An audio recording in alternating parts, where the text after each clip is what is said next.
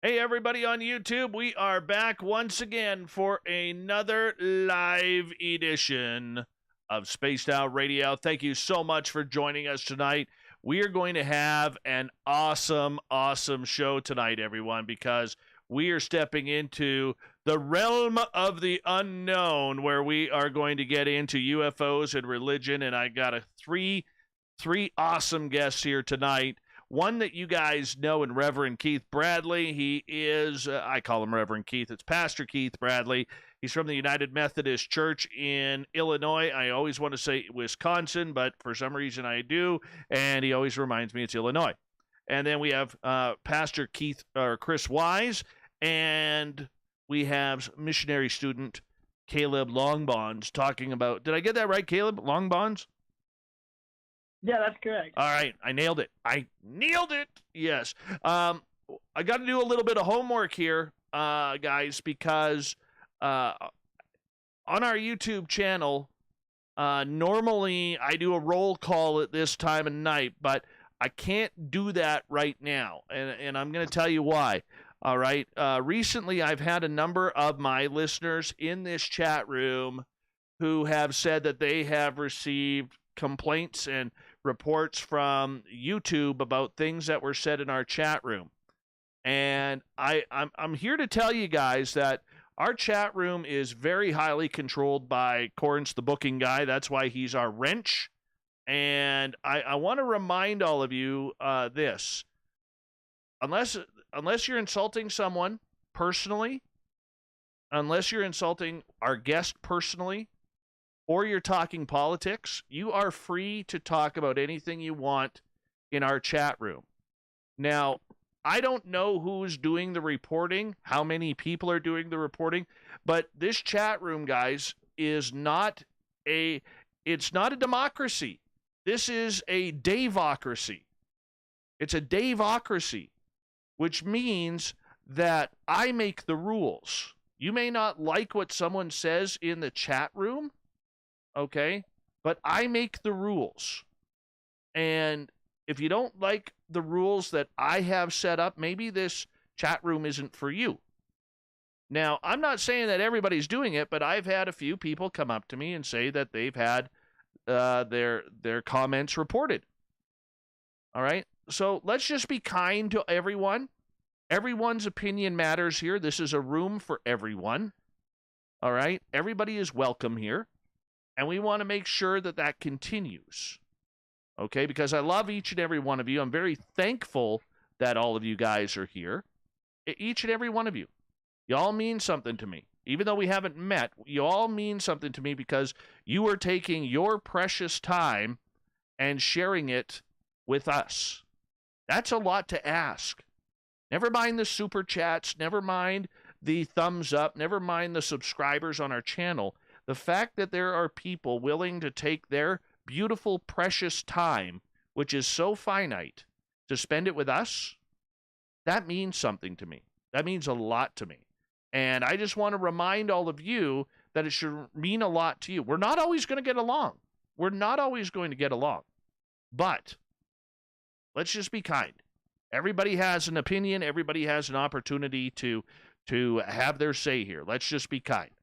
All right. So we're only a couple minutes away here from going. Once again, we are talking UFOs and religion. This is a huge topic that I absolutely love. And my good friend, Reverend Keith, you're looking beautiful. I'm seeing you on Skype right now. You are looking beautiful. I want to pinch your cheeks. I do. And fellow Pastor Chris Wise and we have student Caleb Longbons here. We're going to get into this pretty quick here, guys. Hey, Fabster, thank you so much for the super chat, man. I love you, man. Thank you so much. Let's have some fun tonight, everyone. Let's get back. We're all stressed. We're all tired. Dude, I'm not feeling good from wearing a mask for the first day all day today. It sucks. All right, but we're going to have some fun. We're going to have some love. We're going to bring this room back to where it needs to be. The election is over, whatever side you faced, okay? It doesn't matter to me. I'm Canadian anyways. So, just everything you guys do down there affects what happens up here, unless it's voting for Trudeau. Anyways, We're gonna have some fun. Let's make this the goddess demands love tonight. Yes, Goddess Michelle, I love you. You are an amazing spiritual guru for me, and I think you are a wonderful human being. We are on in 40 seconds, and we are going to have some big-time fun tonight. And by gosh darn it, Reverend Keith is going to have a laugh with us, too. And I love this guy. You know, when I have questions, Reverend Keith is who I go to, and there isn't a nicer man that to ask for my own spiritual guidance than Reverend Keith. I'm not even Methodist, but I go to him because his words are true, his words are real, and the best part is his words are from the heart and soul. All right, 10 seconds here, everyone. Let's have some fun tonight. Music's going to be on here in 5 seconds. Let's rock and roll, shall we?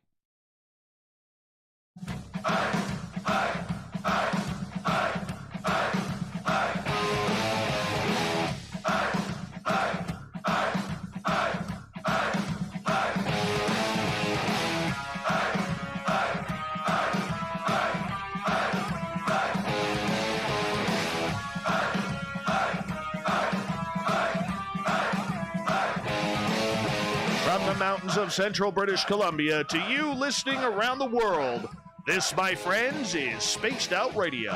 I am your host, Dave Scott, sitting in the captain's chair of SOR headquarters. We welcome you to tonight's show on our terrestrial affiliates around North America and digitally on TalkStream Live, Revolution Radio, and KPNL. If you want to take a listen to our archives, they are free for you at youtube.com/Spaced Out Radio. Just do old Davey the favor, hit that subscribe button. Follow us on Twitter at Spaced Out Radio and on Instagram at Spaced Out Radio Show. Our website is spacedoutradio.com, where we have a plethora of features for you, including rocking out to Bumblefoot and reading up on Captain Shirk's SOR Newswire. Tonight's show is brought to you by Chive Charities. Help make the world 10% happier by visiting Chive Charities today. You can find them on our website. The great debate of UFOs and extraterrestrial life versus religion on planet Earth can be a heated discussion by many on this planet. Are we alone? Whatever is visiting us from the stars, is it of another intelligence and species, or is it something blasphemous and evil, as per how many interpret it from the Holy Bible? Tonight we are joined by a longtime listener of Spaced Out Radio, Pastor Keith Bradley, who is a pastor with the United Methodist Church. We are joined by his friends, fellow pastor from the UMC, Chris Wise, and missionary student from Liberty University, Caleb Longbons, to discuss this magical topic. Then at the bottom of hour number 3, I will bring you the SOR Newswire, brought to you by Paranoia Magazine. Reverend Keith, I love it when you're here. I love it when I have any time with you in my life, my friend. You know, and I want to be right up front with our audience. When I need spiritual guidance, you're one of the people that is important to me that I go to, because, you know, for a lot of people, I try and keep religion out of this, you know, because I try and call things everything down the middle, and what I'm about really doesn't matter. But I am a big believer in God, and when I need advice, I go to you. So thank you so much for being that person to me and that person for a lot of people on this planet. You make a difference, my friend. Well, thank you, Dave. I'm glad I could be there. I hope the little bit of wisdom I can share helps, and I look forward to talking tonight with you. Now, you also brought along a couple of friends, Pastor Chris Wise and missionary student Caleb Longbons. Why don't you tell us about them a little bit before we say hello to them? Do I have to say good things? Well, that's up to you. That's up to you. Well, I'll start with Chris. I've known Chris, gosh, what's going on, 4 or 5 years now. We pastored about 5 miles from each other, and Chris is a devoted man of God and is deep into his studies at Asbury, and I hold him dear in my heart. And Caleb actually lives about, what is it, Caleb, 2 miles from me as the crow flies. I know his parents were, 2 miles, and we've had some interesting talks, and he's just a dear brother in Christ. Well, thank you so much for sharing that. And, Mr. Chris, I want to bring you in here, or Pastor Chris, bring you in here and introduce you to our audience here. You have been a man of the good book for a long time, and you're a good friend of Keith here. And, we want to say welcome to you on this show as well. Thank you, Dave. I am looking forward to it. This is kind of a different venue for me, but I find it quite interesting, so I'm looking forward to some good conversation tonight. Yes, and we got the youngster with us, who is Caleb Longbons here. He's a missionary student at Liberty University, and he's going to be intrigued. Give us a younger generational look at this topic. So thank you so much, Caleb, for joining us as well. Yeah, thanks, Dave. I really appreciate you guys having me on. I'm excited to kind of, share that younger opinion and just discuss this topic a little bit further. Absolutely. Reverend Keith, I'm going to start with you because you've been listening to this show for a couple of years. We've had you on a couple of times as a guest to kind of, fill us in on a lot of the topics and how religion kind of gets into it. This is a hot button topic for a lot of people out there, because I think there's two things that they all believe that religion should stay out of. Number one, politics. Well, three. Number two, the bedroom. And number three, whether or not aliens are real or not. But you and I have had some incredibly open discussions, both publicly and privately, about this, and you're very open to the subject, which goes, I will say this, maybe I'm wrong, which seems to go against a lot of what your fellow preachers and reverends and priests and everybody kind of stands beside here. So explain to us why these topics of the paranormal, if we use that as a umbrella word, intrigue you. Well, I guess I've been interested in the topic of the supernatural and the paranormal for many years, even before I was a pastor. And for the believer, and of course I can only speak as a Christian in this, to believe in Christianity is to believe in the supernatural. I mean, if we take the Bible as the true Word of God, I mean, look what we have. We have God creating man from dust. We have Him parting the Red Sea. We have everything from axe heads floating to donkeys talking and a man raised from the dead. So we got to believe in the supernatural. And I tend to believe there's just a lot more in the world than we understand at this time that's going on. And for me, that makes it a wondrous place to be. It really opens my heart to the greatness of the Creator, I guess I should say. Brings you closer to your own spirituality. Yeah, absolutely. Absolutely. And Chris, I'm going to get to you in a moment, but Caleb, I'm interested in you being a younger generation who is still a Christian by heart and by faith. For you, I've noticed this around a lot of younger people, not only who've been on this show, but in everyday life, that your generation seems to be a lot more open-minded about some of these spiritual or supernatural type topics comparatively to my generation or older. So for you, when you try and combine these topics, how do you manifest yourself within these?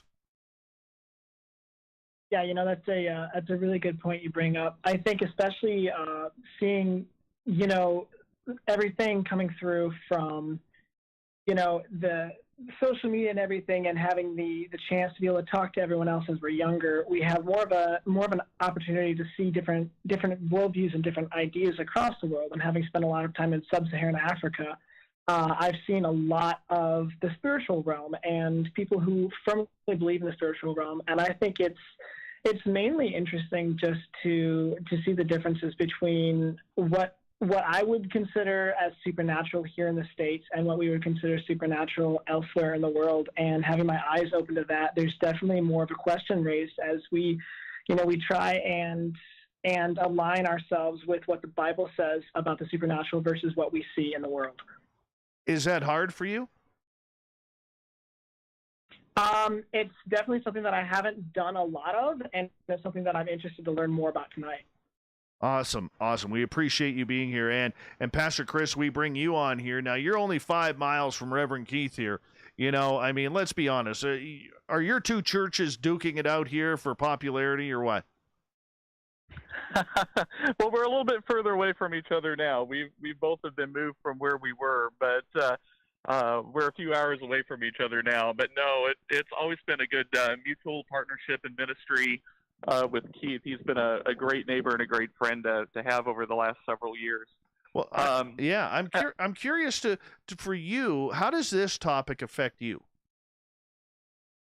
Well, the paranormal has always had a place in my deep inner thoughts and my interest. To kind of echo what Keith was saying a few minutes ago, you can't really, I believe, have a deep relationship with the Christian faith without having some connectedness with spirituality. From all the examples he gave, plus, if we get into the idea of afterlife, angels, demons, spiritual warfare, what are the realms of creation of the heavens, how far do they go? It leaves a lot of area open for discussion. And again, kind of, not to sound like a broken record with Keith, but the more that we explore some of these ideas of the enormity of these areas, the more it helps act as a catalyst for my own personal spiritual growth, because it shows me the enormity of what my God has created. Well, and I'm glad that each and every one of you are here, because, we are going to look at UFOs and potential extraterrestrial life in a largely different term here tonight, because normally we try and we stick with the experiences. We stick with the science behind it. We stick with the government conspiracy behind it. But it seems like, Chris, every time I bring up this topic, when it comes to extraterrestrials and religion, all of a sudden there seems to be this giant stop sign that jumps right in front of everybody, and they're like, whoa, Dave, what are you doing bringing God and Christianity into aliens? I mean, we can't do that. That's not what it's all about. When you think about that, Chris, what's your thoughts? Well, to me, coming into this from a perspective of that God has created all, kind of my orthodox beliefs in that. Should there be anything out there, it is a expansion on what God has already created. So there seems to be a holdup with some folks in conversation, even I've been in around this, that if it's something that's not of the earth, then it might be something demonic. Well, are we talking about something from a different realm, or are we talking about something from a different geographical location? That would change that discussion in my mind theologically. But I really don't see a big holdup in the idea of there being possibly additional life out there from my personal perspective. If God is able to create, Adam from dust, as Keith said just a few moments ago in Genesis, then who's to say what he can't, create and continue to create throughout the expanses of, our universe and the numerous galaxies that we know exist. So we know that several churches have positions on this, but a lot of them don't, and they leave it open to the idea that we have what is revealed to us. The story of God and the story of us is what I like to call Scripture. It tells us who God is, who we are, and who we are to God. It doesn't have information about anything beyond that because it's a theological narrative given to us by God. So when people say, well, that's not scripturally supported, well, it's not whatever they would be. It's not their story and their theological narrative. So I don't find conflict with it for being an area of discussion in any means. Very cool. Reverend Keith, when you hear Pastor Chris talk like that, what's your opinion? Oh, I would just echo what he's saying. I personally, I think we've talked or we've discussed that I haven't seen evidence of, and I have doubts that there are aliens from another planet. but the possibility, I don't have a problem with that possibility for everything that Chris said. Now, theologically, well, that may open some doors theologically that the church would have to explore. But of course, there are those individuals within the Christian faith that holds that aliens could not exist or do not exist. And within the church, that's not a problem theologically. It's just a different point of view. It's not one of those things we divide ourselves over, if you know what I mean by that. Yes, I can understand that, but I remember having a good talk with a couple of religious people around here, and Keith, you and I, you're probably familiar with this conversation.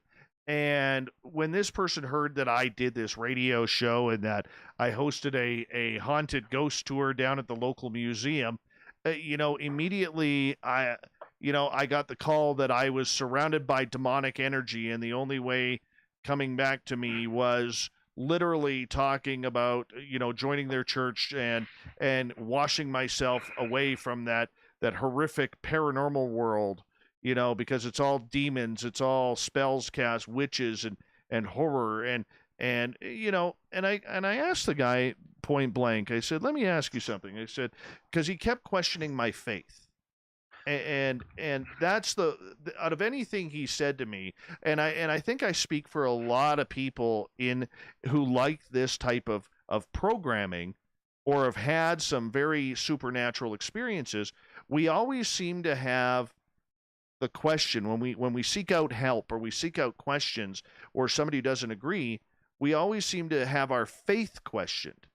And to me, Keith, I'm going to stick with you here for a second. That is a sore point for me, because I've never questioned my faith in God, and many others who believe in that reality of spirituality have never questioned theirs. We've just experienced some things that are rather cool or rather freaky. Yeah, and of course, I guess I should say, it goes without saying, Christianity is not monolithic.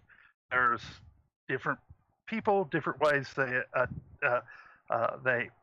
approach things. Of course, I don't approach things that way, and in fact, there's times I feel that for that Christian, that is the exactly wrong way to approach. It's not coming from a place of caring or loving, but one of judgment and condemnation. Question another's faith. I don't have that right. Instead, I meet the person where they're at, and then we go from there. And I may think, yeah, that's not the best thing for a person to do, but I haven't yet earned that right to speak that into that person's life. I think you get that kind of, I don't have the right word. It's not fanaticism, but it's rigidness in a lot of things. You see that in politics. You see that in the UFO community or in the ghost hunting community. If you don't believe my way, well, now you're off the ranch. You've got to believe, Bigfoot is nothing but something physical. Don't bring the woo into it, as you like to say. Oh, you're very true. Very true. I mean, you're not allowed to bring the woo into a lot of things. And I know point blank, I have lost people because I like the woo. I like hearing the woo stories. So, in the meantime, young Caleb's here sitting here. What is woo? What is woo? Is woo? Am I right, Caleb? Yeah, I'm lost on that one. Okay, the woo is anything weird, strange, or that happens, that's unexplainable, that seems too good to be true or real. Okay, I got you. I'm fucking with you. Yeah, there we go. There we go. I'm glad we got you back, man. Glad we got you back. That's all good now, man. Thank you. Thank you. Are you okay, Caleb? Do you need some water? Do you need a refreshment? No, I'm talking with you guys now. All right. And in the meantime, Pastor Chris is like, what is this woo that they are speaking of? What is this woo? You had me there for a minute as well, Dave, but I'm catching it quick, and I think the coffee I'm sipping is helping me process as usual. Well, I can tell you guys this. I mean, both Caleb and Pastor Chris will be buying woo T-shirts at our store very soon, now that they understand. Anyhow, we're moving on here as we got about 4 minutes here before we got to go to break at the bottom of the hour. UFOs and religion is our topic with Pastor Keith Bradley, Pastor Chris Wise, both from the United Methodist Church, and we have a missionary student from Liberty University, Caleb Longbons, with us on this. And Pastor Chris, I want to ask you in regards to the way you approach these topics. Do you have to approach them differently than, say, you would somebody coming to you talking about maybe their marriage is falling apart, or maybe they have problems with substance abuse or anything like that? Do you approach these topics the same way? I would like to think so. Even though there's a very broad brush stroke there between those topics, basically it's kind of echoing what Keith said a minute ago. You meet people where they're at, and then you go from there. We only get a very small snippet into the life of another person, more or less, into their deep emotional states. Even as their pastors, as we walk with them over sometimes the periods of several years, you only see so much of that person, even with visitations and services and everything else. And so, be it a family tragedy has occurred, or advice is needed in an area, or a young person coming up, there's different beliefs, there's different things that have affected their lives, be it marriage, as you mentioned, be it something where they think they've experienced something paranormal. The first thing is to get to a place, I feel, where they feel like I'm actually listening to them. Not listening to respond, but actually listening to hear them, so that I can truly understand where they're at, attempt to meet them where they are to the best of my ability, and then bring whatever resources I can to the table to help walk them forward, to find the resources for them if I don't have the answer, or in some cases just give them the honest, I don't know if I don't know, but let them know that we'll attempt to find out together. Be it whatever topic, I think that's the most solid approach to approach anyone with anything with. And I can see that, because for this subject, for a lot of people, especially if you're dealing with hauntings or something along those lines, where it is part of the spiritual realm, I mean, you really don't know what you're dealing with. I mean, you could be thinking that you're dealing with, little Aunt Esther who died 26 years ago, but on the flip side, you're dealing with something that's trying to capture the inside of you. Exactly. It could be anything. I had if I have a minute, I have a quick example. You have 1 minute exactly. 1 minute exactly. Fair enough. I had a call because someone thought something was going on in their home, and they wanted a blessing of their home, something paranormal. And not knowing that family, I attempted to listen to them. The biggest concern they had was something's going on, and a blessing would make it better. And so I went through and did a blessing of that home, to which they thought everything was resolved. Now, do I know if something paranormal was going on? No, I had no evidence for that. But whether there was or there wasn't, from the psychological effect of me being there, healing was brought to the family. So in either way, I would be willing to step out. If it helped them with the paranormal, great. To help them emotionally and psychologically, great as well, because it's for the holistic well-being of the person. All right, and on that note, guys, I'm going to get you to hold on right there, because we're going to turn up the jets a little bit when we come back. We are going to get into the topic of extraterrestrials, extraterrestrial life. Is it out there? Is it demonic like many believe? I mean, there is a big debate even within the religious community about this, and we're going to test it on out. Pastor Keith Bradley, Pastor Chris Wise, both from the United Methodist Church, and we have missionary student Caleb Longbons. He is from Liberty University. Yeah, I got it all. I remembered. And I'm Dave Scott, I think. And maybe we'll be back right after this.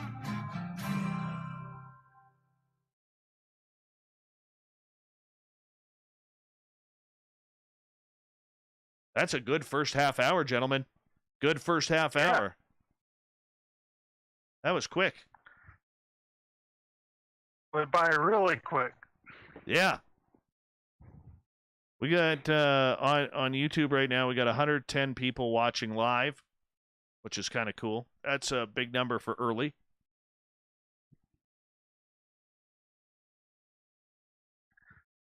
It's not Butch Wachowski numbers, though. You never know. Butch doesn't turn the corner until the start of hour 2. That's when he hits the gas pedal. That's when he hits the gas pedal. You know? I gotta ask, who is this Butch Wachowski character? Butch Wachowski is a former police officer who comes on this show once a month, and literally he chases down he's 72 or 73 years old, and he chases down monsters for a living. Okay, that's cool. Yeah, Butch is a hoot. Yeah, it's pretty cool because his favorite saying is, "I don't know what the hell is going on." You know. Oh yeah, that's what I love about him, and literally, I mean, he follows the weirdest stories. Like right now, or for the last couple of years, he's been going crazy over this what they call a bipedal canine, which is like an 8-foot werewolf that keeps getting seen in the forests of Pennsylvania. Now, I don't know about you, but that would scare the daylights out of me. But I'm okay with that. Hey, Keith, I'm gonna get you. I'm gonna get you to turn your camera off. Okay. The only reason why is it seems to be cutting in with your signal a little bit. How's that? Much better. Thank you. Thank you. Excellent. Yeah, we're out here in the country. Caleb and I have just a couple tin cans, and that's about it. Oh, that's okay. Yeah. That's okay. You know, we're good with that. We are good with that. Let's see here. Lots of people in here so far, and well, you got about 3 minutes, people. 3 minutes. Reverend Keith, Goddess Michelle on Twitter and from the YouTube chat wishes to say a big hello and love you from Goddess Michelle. Right back to you, Goddess Michelle. And Bombshell Bomber, the Canadian girls here, they're lining up for you. She's like, is Reverend Keith Santa's pseudonym? Yeah, that was sort of between Santa and a garden gnome. I got going on there. I think you look beautiful. My picture. I think you look beautiful, my friend.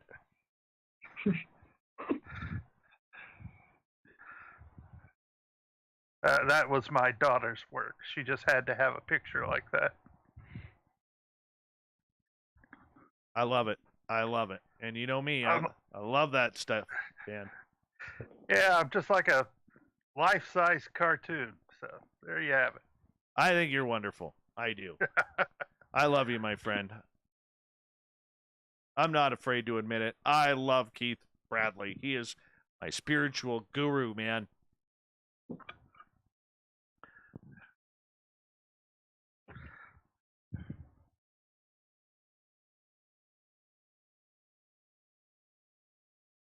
No, I introduced my daughter to poutine tonight. Nice. Yes. Very nice. How was it? It was good. It was good. Mm-hmm. It was good. And she went, "Oh my." Yes. Oh, this is so bad for me. It is. And we will. It's horrible. We will have more of this. Yes. It definitely, you know, as someone said on Facebook when I posted the picture of the burger that I destroyed on Saturday along with the poutine, as somebody said, that meal should come with a defibrillator. You know. Yeah. That was me. Oh, was that you? That was me. Yeah, that was you. Yeah, pretty much.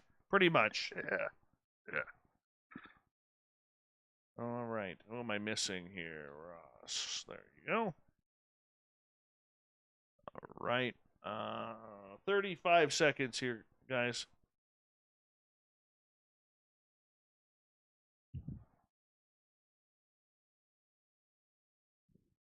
All right. I want to say a big thank you to Fabster for kicking off the Super Chat tonight. Really do appreciate the love and support, Fabster. You're pretty awesome. Thank you so much for the love. And big thanks to everybody who's given us a thumbs up or a thumbs down. If you haven't yet, we'd greatly appreciate it. And, of course, a great way to support this show, go to facebook.com/the SOR Vault, and you can pick up your latest SOR swag. We got some great T-shirts in there right now. Here we go, guys.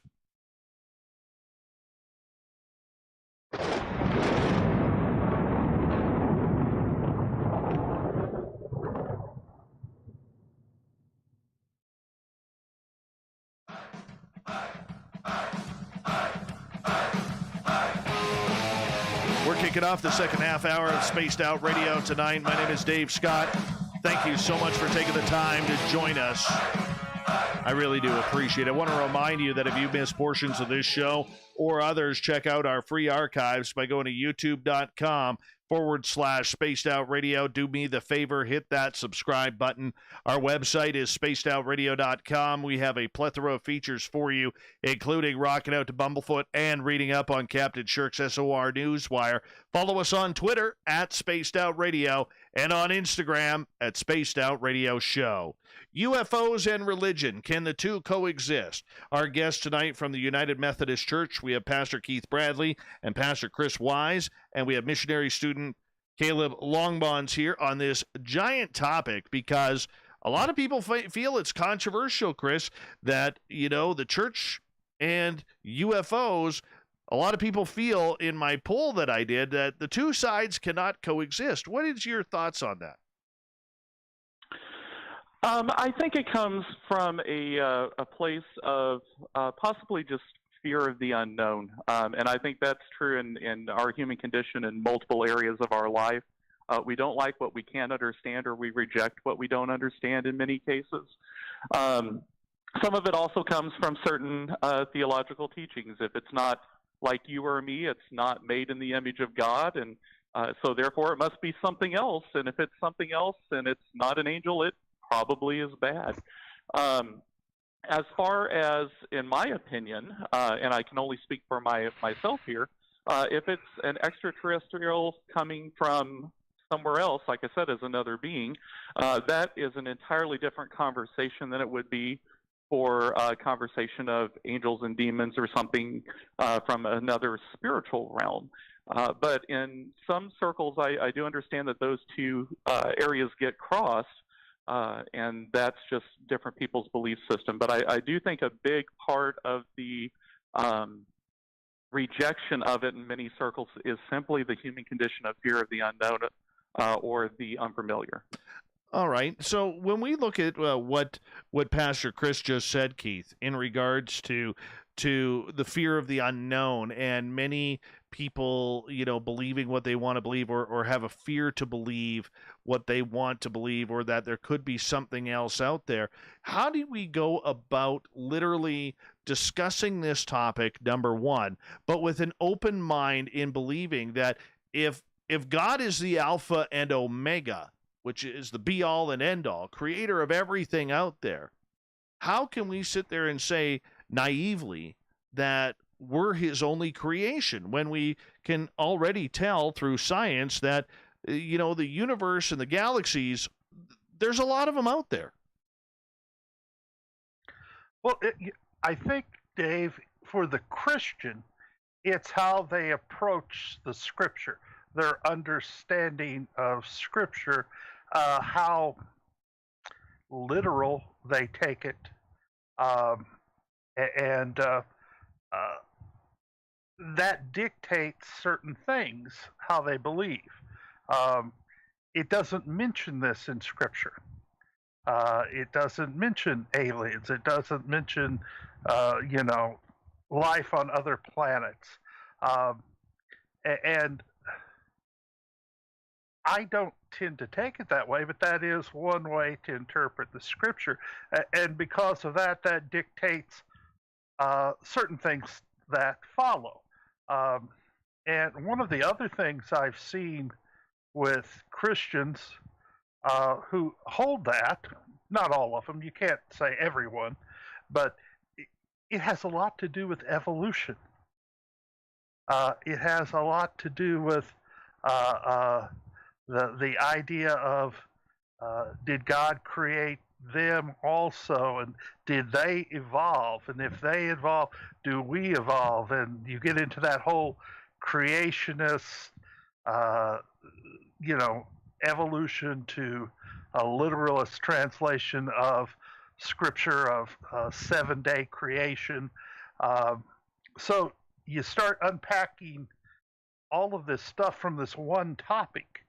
And while the one topic's not the thing, everything else that's attached to it becomes part and parcel of it, if that makes sense. Mm-hmm. It does make sense, in a lot of ways, but for many in the religious side of things, Keith and Chris, I'll get your opinion, and then Caleb, I'll bring you in here momentarily. But for the religious side of things, we hear a lot about the fact that the Pope came out a number of years ago and stated that if extraterrestrials are coming to this planet, he would like to baptize them. We hear stories like that, but yet there are other religions out there. It doesn't matter whether it's Christian, Mennonite, Baptist, Jehovah's Witness, whatever it may be. All right. And they sit there and they say that basically everything coming from space, if it is a life form, that is a demon, that is something from the darkness of hell, the devil's own angels coming down and trying to harm mankind. I mean, we hear all of this, what I almost like to call fear mongering in regards to this topic. How real is that, though, if it's going on? Well, there is that view of things of this nature, and to be honest, they interpret this, and I may even interpret it at times because I have a still big question mark over my head. What is this? Let me throw this out to you. They'll take this scripture, or I will. I'm going to say I will. I don't necessarily hold strictly to this. It says that for by him, for God, all things were created that are in heaven and are in earth, visible and invisible, whether they be thrones, dominion, principalities, or powers. All things were created him, for him, and by him. And these things, these invisible things, the thrones, dominion, principalities, powers, they're not talking about earthly things here. Paul's not writing about. He's talking about these heavenly entities. So they'll take those that hold that these are demons and will say, okay, this is what they are. They're one of these things. And I don't know, they may be right on that. I won't say they're demons, but I say that because I don't believe much of Christianity has a real handle on just what demons are, since the canon of the Bible doesn't explain to us what they are, except they are. So you've got these ways of approaching Scripture that dictate how people see their worldview, their biblical worldview of these things. And once again, you become myopic and set into this is the way I believe. And because of that, they can't engage other beliefs in a kind of a productive format. Pastor Chris, I want to ask you that same question in regards to the whole aspect of believing whether or not, we can find common ground on what these topics are rather than immediately blaspheming them as being ritualistic or evil.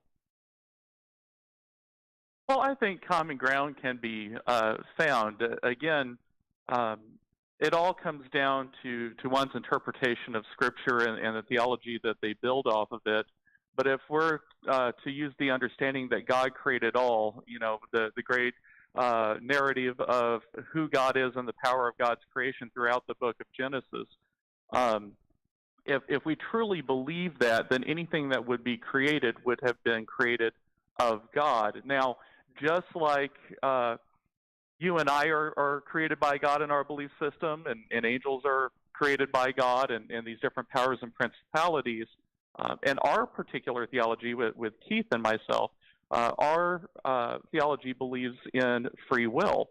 So we have the ability to be created by God, but we also have the ability to choose a path that is contrary to the will of God for our lives, or the goodness that God wants from our lives. So just because they're created by God doesn't mean they're necessarily automatically good, but it doesn't mean that anybody walking down the street is necessarily choosing good paths either. And of course, we know, unfortunately, many don't.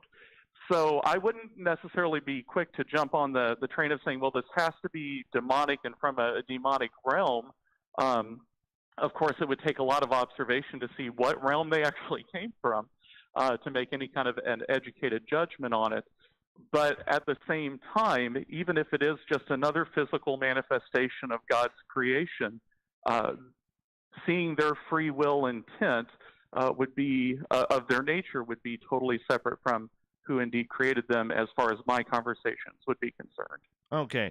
So, Caleb, I bring you in here because you're a student at Liberty University. You have a Christian faith, and you hear two of these very wise gentlemen speaking in regards to this topic. When you hear Pastor Keith and Pastor Chris discuss the fact that there has to be some common ground, you know, you coming from this as an outsider looking in and somebody who may have a little bit of intrigue in these topics, how does this affect the way you're studying, the way you believe, the way as you try to meld the younger generation with a little bit of old school beliefs in Christianity? Yeah, it's a good question. I think, for the most part, when I think about what I believe and then what I believe about the extraterrestrial and aliens, and then what the Bible believes, it really is the fact that we don't know. The Bible doesn't expressly say anywhere whether or not aliens exist. And if and when we see anything that seems like an extraterrestrial, like you mentioned, some religions will just immediately make a snap decision and say that's a demon. And the fact is, we don't really have the foreknowledge to make that snap decision. So we really do need that common ground to have a discussion, to examine what it is that we're looking at, what it is that we're seeing, what it is that we're experiencing, without just deciding, hey, it doesn't say it anywhere in the scripture, so obviously extraterrestrials or aliens don't exist. Okay, so do you believe, Caleb, I'll hit you up and then I'll hit the other gentleman up, do you believe that aliens are out there? Well, that's a two-pronged question, because when you say aliens, my first question is, are we talking about intelligent or non-intelligent life? Well, let's go with intelligent life. Let's go with what people are claiming to see, whether it's these large black-eyed gray, what they call the grays, okay, or the humanoid type Pleiadian people that are just way too gorgeous that they should be walking down a runway as models rather than flying spaceships, coming down from the stars. I mean, there's a lot of different interpretations of what we hear of these alien species. So for intelligent beings, extraterrestrials, not of Earth, I'm going to have to say that no, I don't believe in them. My reasoning for that is, I could probably spend about an hour and a half talking about my reasoning, but if I can sum it up quickly, there's a verse in Psalms when it says, I believe it's Psalms 8:4, and it says, "Yet you have made them a little lower than God and crowned them with glory and honor." It's talking about humanity here. And it says, "You've given them dominion over the works of your hands." And it's basically saying that humans have dominion over everything that God has created. And if we have dominion over an extraterrestrial species that is not human, that raises the question, then how do we have dominion over something that we don't know exists? And then I guess the other thing that I would say is, Pastor Keith said it earlier. He said that, the idea of extraterrestrial life stems largely from a belief in evolution. And as a Christian, we reject the idea of macro evolution, and it's obviously not a form of biblical, foundation. And if extraterrestrial life existed, there is no biblical support for life outside of Earth if we agree with the creation story. Okay. And I have a ton of questions, but I want to get the other two guys in here. Pastor Chris, your thoughts. Do you believe there is alien life out of our solar system, or maybe traveling within our solar system? That is a difficult thing for me to answer as well. I'm going to have to say that on the side of belief, could there be something out there? I'm not going to discount or limit the creational power of God. So I'll say maybe. I personally haven't experienced anything in that area, so it leads me to be of more of a skeptical approach to it. I am familiar with the verse that Caleb was using just a moment ago. It's Psalm 8:5, I believe, and it is speaking about basically man retaining part of his original divine nature as he was created to be a son of God, but still retaining a part of that dominion in his fallen state. I don't know, and Keith might want to share on this, I don't know if I would want to explore that too far of things outside of the earthly realm, because in my understanding, that would be how much authority man has in his fallen state, living in earth in its fallen state, as we would understand symbolically maybe as fallen Babylon, until New Jerusalem can be restored, or New Eden can be restored with the second coming of Christ later on. I don't know how that would theologically imply outside of the earthly realm, now that we are in a fallen state and we're no longer in a full redeemed state until our eternal salvation comes. Keith, I don't know if he would have some more to say about that. Well, that would be my initial thinking on it, without really digging into it heavily into the language and everything. As for me, like I've said, I've got a big question mark if we're talking about extraterrestrial biological entities. I have real questions, real doubts. That we have a biological entity that has come all this way here. I have my doubts about that, just from the scientific aspect of it, of how that could be, how they could do this. I do believe in other entities, whether they be, if you want to call them from a different realm, be it put in religious terms, for lack of better, a heavenly unseen realm, or if you want to put it into a multiverse kind of understanding. I do believe in that, but I just have my doubts about the what they are. I don't have doubts that people are experiencing something. I just don't know what that is. And I think that's a fair comment, that you don't know what it is. It's like when people ask me about Sasquatch. I try to not say the word supernatural, because that's not what I'm sure it is. I know it's, in my opinion, it's more than a monkey walking through the forests of North America, but I don't know if it has supernatural capabilities. But with extraterrestrials, with the experiences people are having, and these incredible craft, from black triangles to silver discs, that are being seen, Reverend Keith, in regards to this topic, we know they have to come from somewhere. Do you believe then they're more of our technology that's being foreshadowed as UFOs? Well, I think that's a portion of it, but I don't think that can account for all of it. Like I said, I'm just very undecided about what they are. I really don't know, and that's what makes it intriguing. That's I want to say fun of it, but maybe that's the wrong word. That makes it makes it interesting. Just what is this?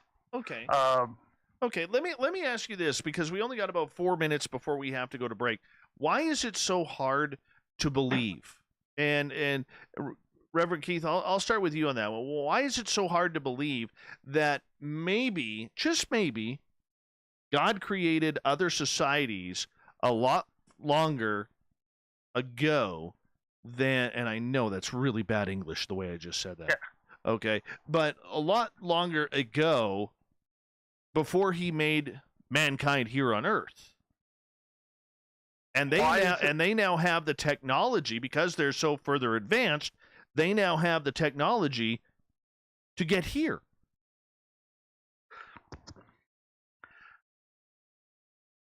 I guess why that is hard for me to believe is that when they come here, they don't seem to be up to very good. And so it makes me wonder. That's the big question mark for me. A species that would be that advanced, I don't think would do some of the things that they do. And of course, our technology can't comprehend anything that could get them here and do that. So that's kind of adds another question mark for me. Okay, Pastor Chris, what's your thoughts? It's a difficult question to answer. With me, I don't necessarily want to restrict the idea that there could be something. Again, that's under the realm of, I don't have evidence enough, to see that, and I don't have any scriptural evidence for me to speak on it in that realm. But at the same time, looking to Scripture, this is where I get a little bit more conservative. If I believe the Genesis account of initially God created light, and the light was created in Genesis even before the sun, if that is the initial creation moment, and then man follows thereon, I don't know about something predating the Genesis event. Now, I'm not a full creationalist and following that theology, but that one is a hang-up for me theologically with the idea of an older species. I guess that makes sense, but I mean, could he have not, Pastor Chris, created simultaneous lifetimes? Because we don't know how long that 7 days was. When the majority of people read that, we're looking at 7 human days. We don't know how long a day is in God's world. Oh, true. There's no calendar. Obviously, they weren't using a Roman calendar system or anything else in Genesis, and it's a later teaching about the event. Obviously, they were writing it down at the moment because they weren't created yet, obviously. But as far as multiple synchronous timelines, I don't think I have an objection to that theologically. It's the idea of one maybe predating the other. That's something I would have to think about and really sit down and work out a little bit more. I'm just not certain that that's where I'm at yet. Well, you have a total of 6 minutes, because we are going to go to break here at the top of the hour here. We are having an amazing show tonight on Spaced Out Radio. Pastor Keith Bradley, Pastor Chris Wise, both from the United Methodist Church, and from Liberty University, we have student Caleb Longbons, who is studying his religion as well. And it's an interesting topic. What do you think in regards to UFOs and religion, alien life and religion? It's a big topic that we are opening up on the can of worms tonight on Spaced Out Radio. So stay tuned. Hour 2 of tonight's show is coming up right after this.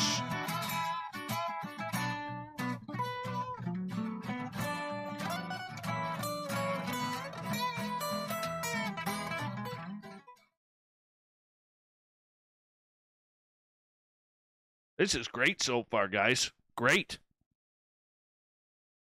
Yeah, fun and games. Are you having fun, Chris? I am. I have to admit that last question that you threw my way has sent me here, really making me sip some coffee and think on that one for a few minutes. That's my job. Yeah. Caleb, you need some water yet? Sorry, I didn't quite hear what you said right there. You need some water yet?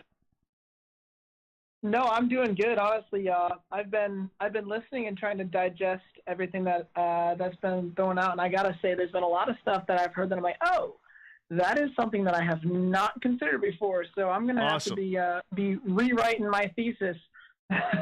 All right, you guys chat away to our audience. They can hear you on YouTube. I'll be right back. I just got to run my dogs outside.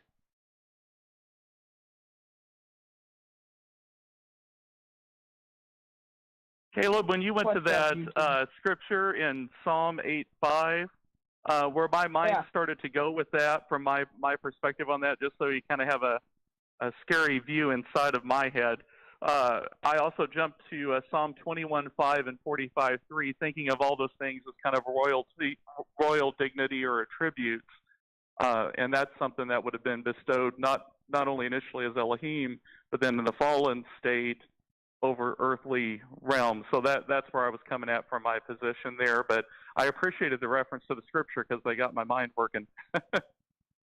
Yeah, and the whole fallen earthly state was actually something I hadn't even considered when I looked up the verse, because I know that it said about the Dominion, and I was going to use that in my defense, but I hadn't actually thought about that. So you kind of just popped my balloon right there, but that gives me more food for thought.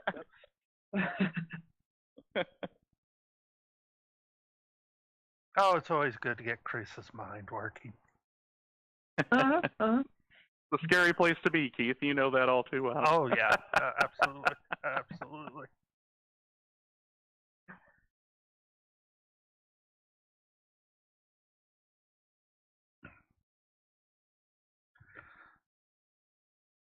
Looks like YouTube chat's got their own ideas going around too, so trying to listen to y'all and keep up with them at the same time. Oh, I didn't even think to bring them up. Oh yeah, I don't have anything open like that. I'm on my cell phone actually. Maybe I should go over to a computer. You got to watch that YouTube crowd. I'm watching you people. Usually I'm in those people. Yeah.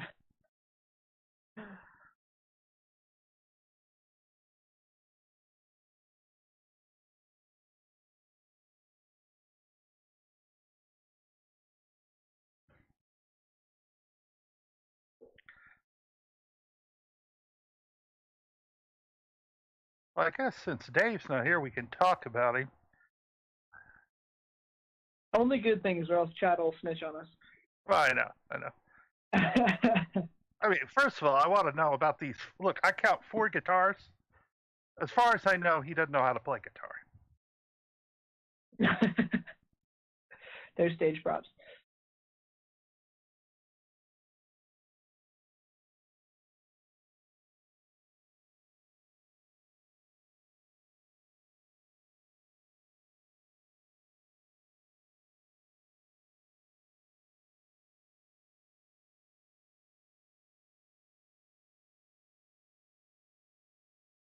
Pastor Chris, where's your church based at? Right now, I am in Carrier Mills, Illinois. So I am way down southern Illinois, kind of right where Kentucky, Indiana, Missouri, and Illinois all kind of meet together down here. Okay, so you're on the bottom side of the state. Are you close to Cairo, Illinois? Okay. It's further south on than I am. Okay. It's about 50 miles, 60 miles from you. Yeah, I was going to say probably about an hour, so that's probably about right. Awesome. All right, guys, I'm back, and we are on in about 90 seconds here, just over 90 seconds. We were talking about you. I figured that.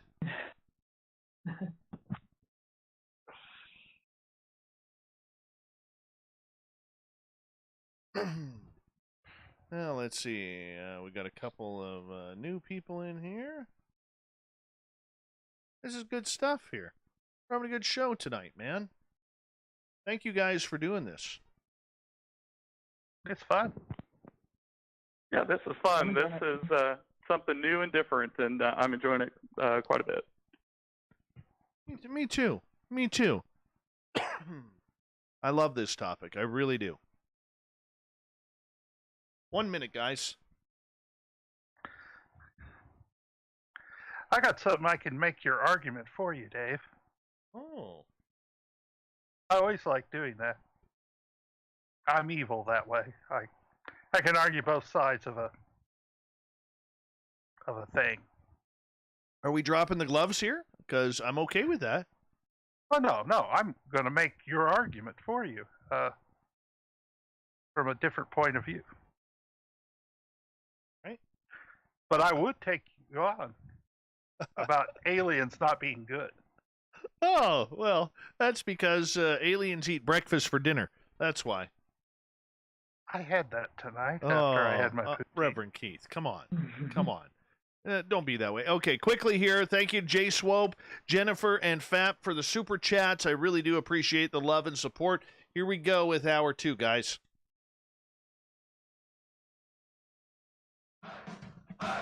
You're listening to Spaced Out Radio with Dave Scott. Follow Dave on Twitter at Spaced Out Radio and on Facebook, Spaced Out Radio Show. Hour number 2 of Spaced Out Radio is now underway. Thank you so much for taking the time to join us tonight. I really do appreciate your love and support of this great show we call the Mighty SOR. We welcome back everyone listening in on our terrestrial affiliates around North America and digitally on TalkStream Live, Revolution Radio, and KPNL. Don't forget, you can test out all of our archives for free at youtube.com/Spaced Out Radio. Just do me the favor, hit that subscribe button. The Desert Clam has set the password for tonight in the SOR Space Travelers Club. What is this? Felicificative. Felicificative is your password. Use it wisely, space travelers, as the Clam sets the password each and every night right here on Spaced Out Radio. Our website is spacedoutradio.com, where we have a plethora of features for you, including rocking out to Bumblefoot and reading up on Captain Shirk's SOR Newswire. Follow us on Twitter at Spaced Out Radio and on Instagram at Spaced Out Radio Show. We continue on tonight, UFOs and Religion from the United Methodist Church. We have pastors Keith Bradley and Chris Wise, and from Liberty University, we have student Caleb Longbons joining us, talking about this very important and highly controversial topic at times within the communities. Gentlemen, welcome back. Glad to be back. All right. So, Caleb, right before the break, I asked both Pastor Keith and Pastor Chris in regards to whether or not they believe in aliens. I asked you the same question in regards to it. When you hear the arguments about, we don't know how long the 7 days were in order to create the heavens and the earth and the humans and everything along those lines, how many questions as a student does that put into your mind? Oh, millions. So many. There's the age-old debate over, is it, 7 24-hour periods, or there's also people who say, in the original Hebrew, the word is the same for 1,000 days as an age. And you have old age and new age beliefs on that matter. I think what was interesting was what both Pastor Keith and Pastor Chris brought up was the fact about the differing almost multiverses, or if God could have created another form of Earth in the same time that He was creating Earth, because as we know that God is a cosmic being and He's not in His creation. I think that there's so many different possibilities to consider. I think that's a fair answer. All right, Reverend Keith, you wanted to kind of defend the argument there for a second. Yeah, I want to make your argument from a different position. I don't know if I agree with it, but if we believe that God is all-powerful, all-knowing, omnipotent, omniscient, everything, that God can do anything, he could create a civilization in an advanced state of being. While we are in, in loincloths, they were already in rockets because God created them that way. And I can give a biblical example of that from the life of Jesus.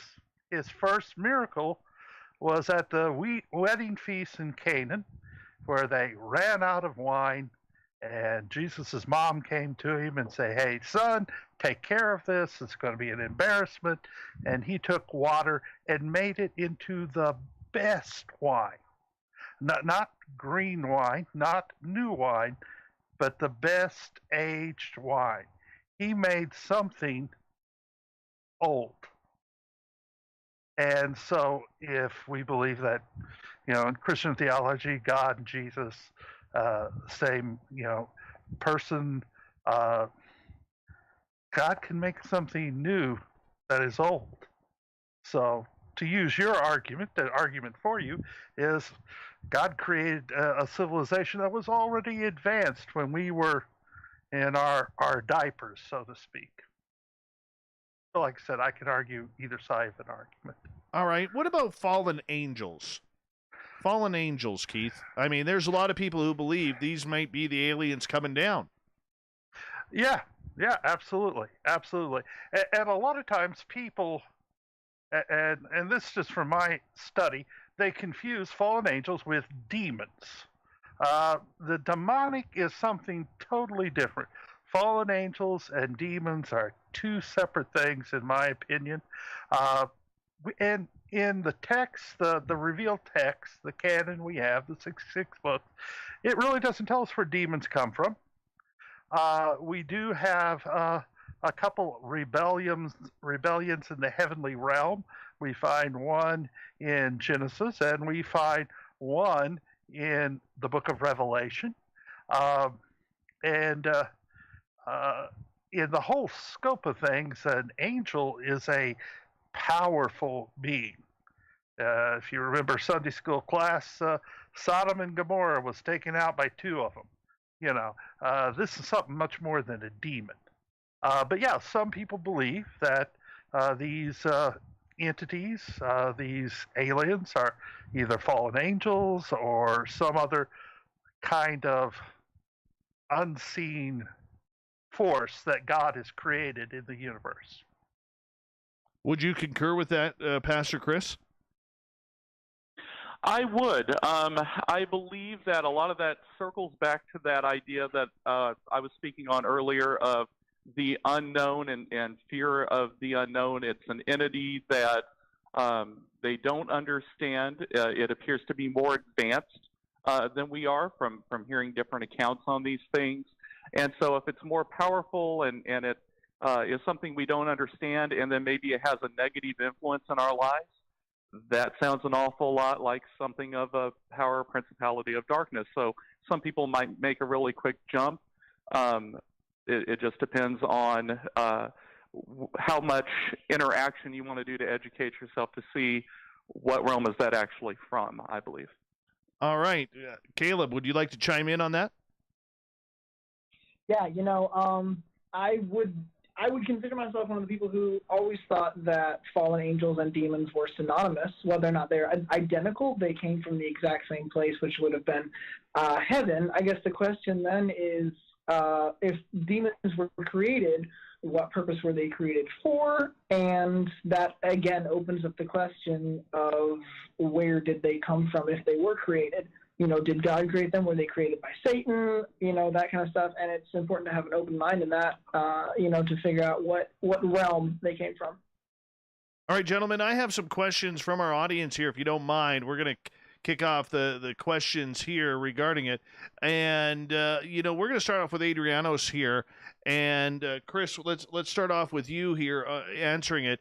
He goes, I just want to know if aliens would expose themselves at any time, day or night. What is your opinion of the possibility of aliens exposing themselves, well, metaphorically speaking, not clothing speaking, in to humans on this planet. What would be your opinion of that happening? I would find it extremely intriguing. I'll put it that way. If they came down tomorrow and landed and said, "Hey, I want to have a conversation with somebody," and just immediately began a relationship, it kind of goes back to where I was earlier. Let's find out by any way possible how to meet them where they're at. Let's learn more about them. This is an opportunity to learn what type of being they are, what their intentions are, what their value systems might be, we have two big terms in the Christian Church of missiology and ethics. Our ethics are guided by our mission and vice versa. They can't be separated. If we're living scripturally, what is their code of ethics, and what are the philosophies or maybe even religion that's based in that, or their similarities or their differences, and just try to really come to a point of understanding. I think it would be a wonderful opportunity for an educational moment. See, I look at it a little bit differently. I think, whether we want to believe it in Western civilization, where more people are pulling away from the church on a daily basis, which makes things hard for the message you guys are not just you, but every religion is trying to spread out there. My question, Keith, I'll get you to answer this, is in regards to the fact that there is still more than half of this planet's population that still believes in some sort of deity, whether it's God, whether it's Vishnu, whether it's Brahma, whether it's Allah, or whomever, Buddha. There's another one, and I know there's many, many more. So the point that I'm getting at is religious society, in adding to Adriano's question, ready for any potential type of exposure to extraterrestrial life coming down from the sky to say, "Hello, boys and girls, we're here"? Actually, the answer is yes. They are. I did a little research for the program. Back in 2014, NASA reached out and gave, I think it was a $1.1 million grant to study this subject. And a guy did research his last name was Peters. This is off the top of my head now. But what he found is 70% of those churchgoers believe that aliens landing would not affect I got that wrong. 70% of non-churchgoers believed it would affect the church adversely, while only 30% of churchgoers believed it would affect the church adversely. So more non-religious people believe it would hurt the church than the religious people. And from my people I talk to, I've asked this question time and time again, and I always get, well, if there's such a thing as aliens, I don't see a problem with that. God is still God. The Bible is written for man, not for them. Salvation for us is this. It doesn't affect us in that way religiously. And my gut instinct would say it'd probably be a boon for religion worldwide. You would see more people coming back to faith, whatever that faith may be. Could you? Or you could see them running in and being absolutely scared, thinking that for years they've been living a life of belief and solitude, and maybe their religious leaders have described aliens as fallen angels or demons, and they are going to absolutely mass panic and do whatever they can to survive. Well, I think you're always going to get that with humans. As a group, we can be scared, stupid, and, violent creatures. What was it in Men in Black? It said that the individual's smart, but people are whatever Tommy Lee Jones said, Right. That could happen, could very well happen. But I think you would probably see if aliens landed in Washington or wherever tomorrow, for us Americans in Washington. I think you'd see the churches full the next Sunday, because that's where people go to when they're frightened or unsure. That I will give you. That I will give you. It's amazing when there is some sort of catastrophic event, how the churches fill up all of a sudden. Everybody wants to, go back on the faith that they may have. Caleb, you're hearing the pastors here talk about this in regards to whether or not aliens introduce themselves here on this planet. I'm wondering, do you think that the world would be ready for some sort of extraterrestrial presence? I do. I think we have been so desensitized to it by all the media that introduces it and celebrates it, that there's a lot of this younger, early 2000s generation that just kind of expects it to happen. We see so many movies and TV shows and stuff that are about aliens and extraterrestrials that, if, like he said, if they were to land in Washington, D.C. tomorrow, I don't think that there would be that many people who were just overly shocked that it's happening. It would be a shock at first, absolutely, but I think society as a whole would definitely get over it. I don't think it would be as big of a deal as we often think it would be. All right, let's go to David's question here, and he is asking whether or not you guys believe that aliens are not created by our God. Do you think that maybe the aliens, whatever species they may be, Caleb, have their own God? I disagree, just on the fundamental basics of the scripture. If we agree that God is omnipotent and omniscient and omnipresent, then it still follows that he is in control of everything, and he knows of everything, and he can do everything.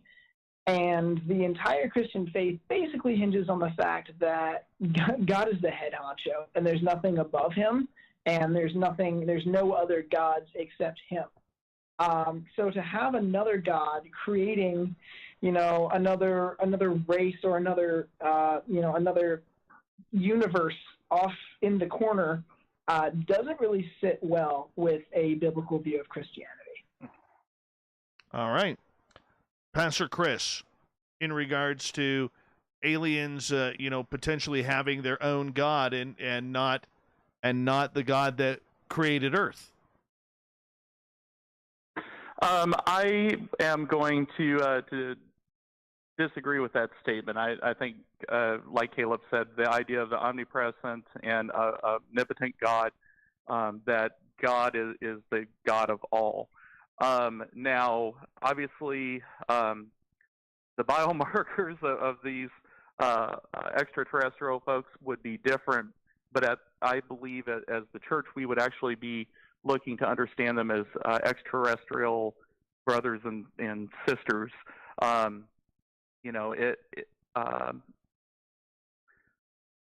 Basically, to use St. Francis' words, if we consider earthly creatures as brothers and sisters, why can't we also speak of an extraterrestrial brother if they're a creation of the same God? But no, I would object to the idea of any form of polytheism because of the idea of the Christian omnipresent God. Makes sense. I understand that. How about for you, Reverend Keith? No, I concur with Chris and Caleb. For us, God is God. He created all things. To have another God would make our God not God, if that makes sense. We're very strict monotheists. One God who created all things. Gotcha. All right, well, let's go to Eugene's question as we have just under 5 minutes to go here until the break at the bottom of the hour. Pastor Keith Bradley, Pastor Chris Wise, and student Caleb Longbons are here talking religion and UFOs here on Spaced Out Radio. And Eugene's question is, and Pastor Chris, we'll start with you on this one. what is your thoughts of the soul interception, and why is life after death so important to demonic entities?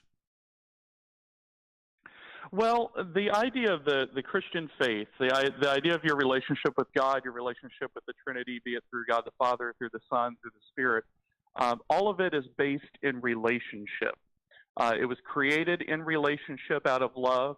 The fallen state that occurred, the redemption plan of us walking through, in the Wesleyan world, we would say us journeying towards sanctification or moving back into that state where we can be with God again in the pure realms, and cleansing ourselves of our fallenness. All of that rescue plan, if you will, is an act of love and done through relationship, through an accepting of the Holy Spirit into our hearts when we profess our faith and acknowledge the reception of justifying grace. By bringing us into relationship with God, then we are in this wonderful creation that He's went to prepare for us, this long-term rescue plan of redemption of New Jerusalem and New Eden we see in Revelation, spoken of especially in 21 and 22 of the book of Revelation. It's all about drawing back close to our Heavenly Father in a loving relationship and functional relationship again, despite our fallenness and bad choices and free wills and everything else. To distract and detract the soul away from that relationship is to pull one away from God. And to that ends, if we look even back to the book of Genesis, from the very beginning, seeking out the tree of knowledge, the fruit of knowledge, the apple, as we all like to say, that is a detraction away from the relationship with God. Why do I need you if I can have self? So it's basically making self an idol in many ways. And by disrupting that relationship, not only disrupts the individual soul and longevity, eternity of the soul, but it also disrupts the original design where we were created in the image of God. So it's actually an attack at the image of God itself. It's a deisticide attack in a way, basically. It's attacking the image of God directly. And there's nothing that darkness hates more than the light. So any attack that it can have on the light, so be it. So we shouldn't feel so, I don't know if honored is the word I want to look for, but the fact that we would be attacked by spiritual warfare is more a direct attack to hurt God through His intimate relationship with us than for our own personal being, if that makes sense. Caleb, we've got about less than 90 seconds for you to jump on in here.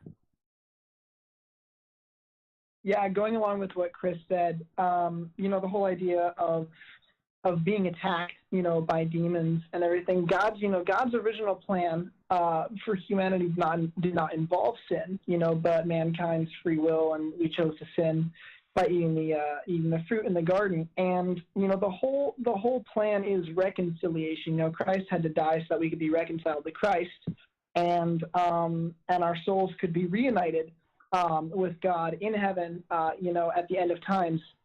And like Chris was saying, the idea that we are, daily attacked by demons and by Satan, if you will. That's kind of the idea of the whole. What the question was the attacking of our souls. And yeah, I don't think we should wear that as a badge of honor, but I don't think that's something that we should be ashamed about either, that where our souls are being attacked. All right. Well, we'll get into more of that when we come back, and more audience questions coming up. Highly controversial topic here on Spaced Out Radio. Shouldn't be, but apparently it is. UFOs and religion. Our guest tonight from the United Methodist Church, we have Pastor Keith Bradley, Pastor Chris Wise, and from Liberty University student Caleb Longbons here talking about this subject. We're going to continue on with this topic and more on Spaced Out Radio, coming up right after this.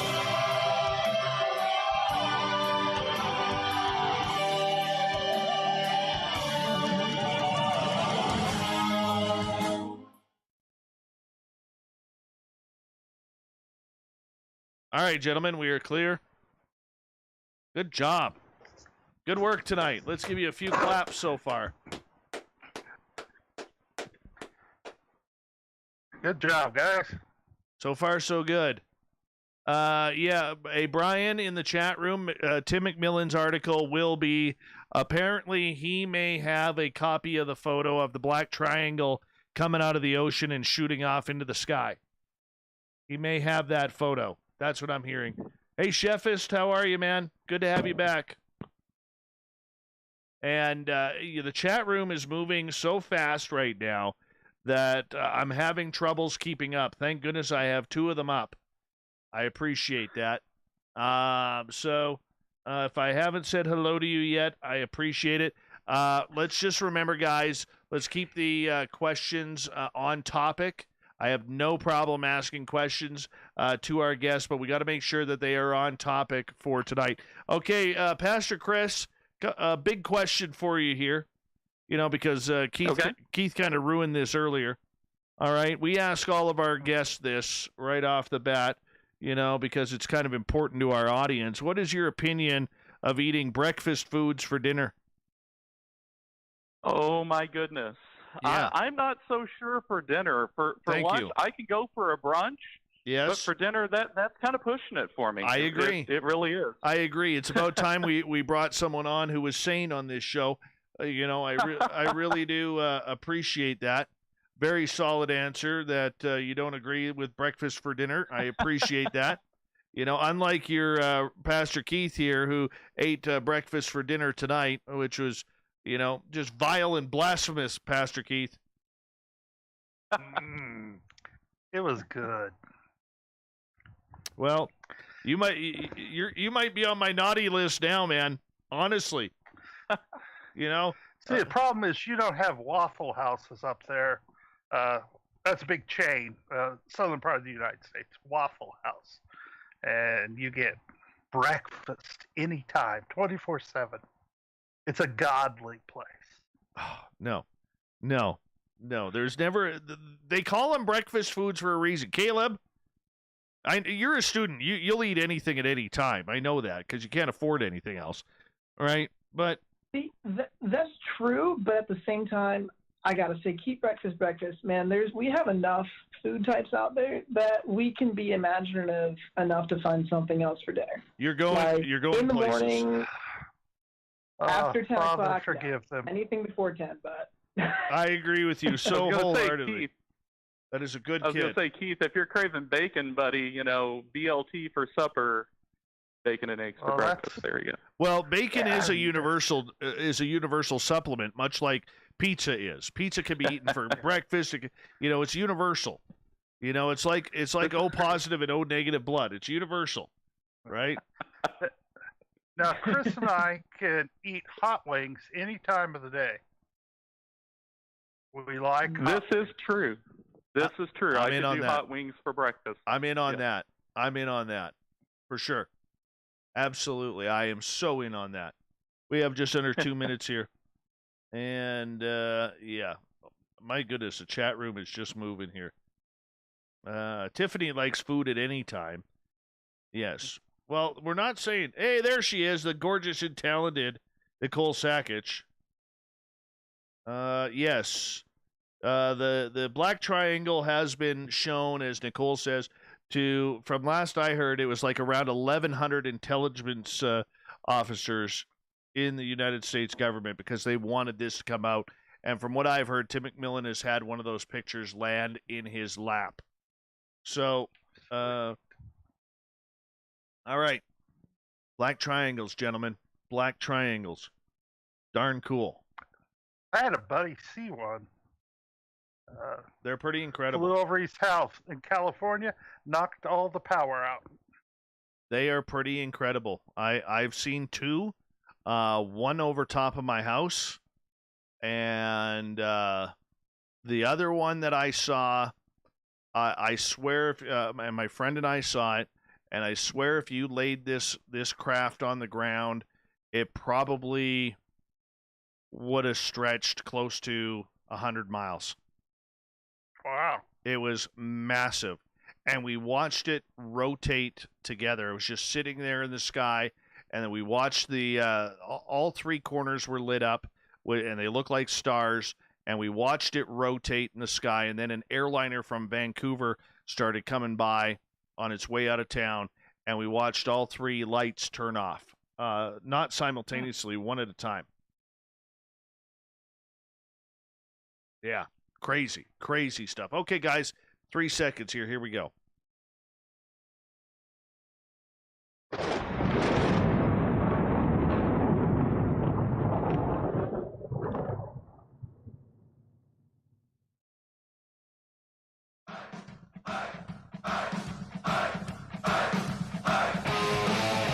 Past the halfway point of Spaced Out Radio tonight. I am your host, Dave Scott. Thank you so much for taking the time to join us.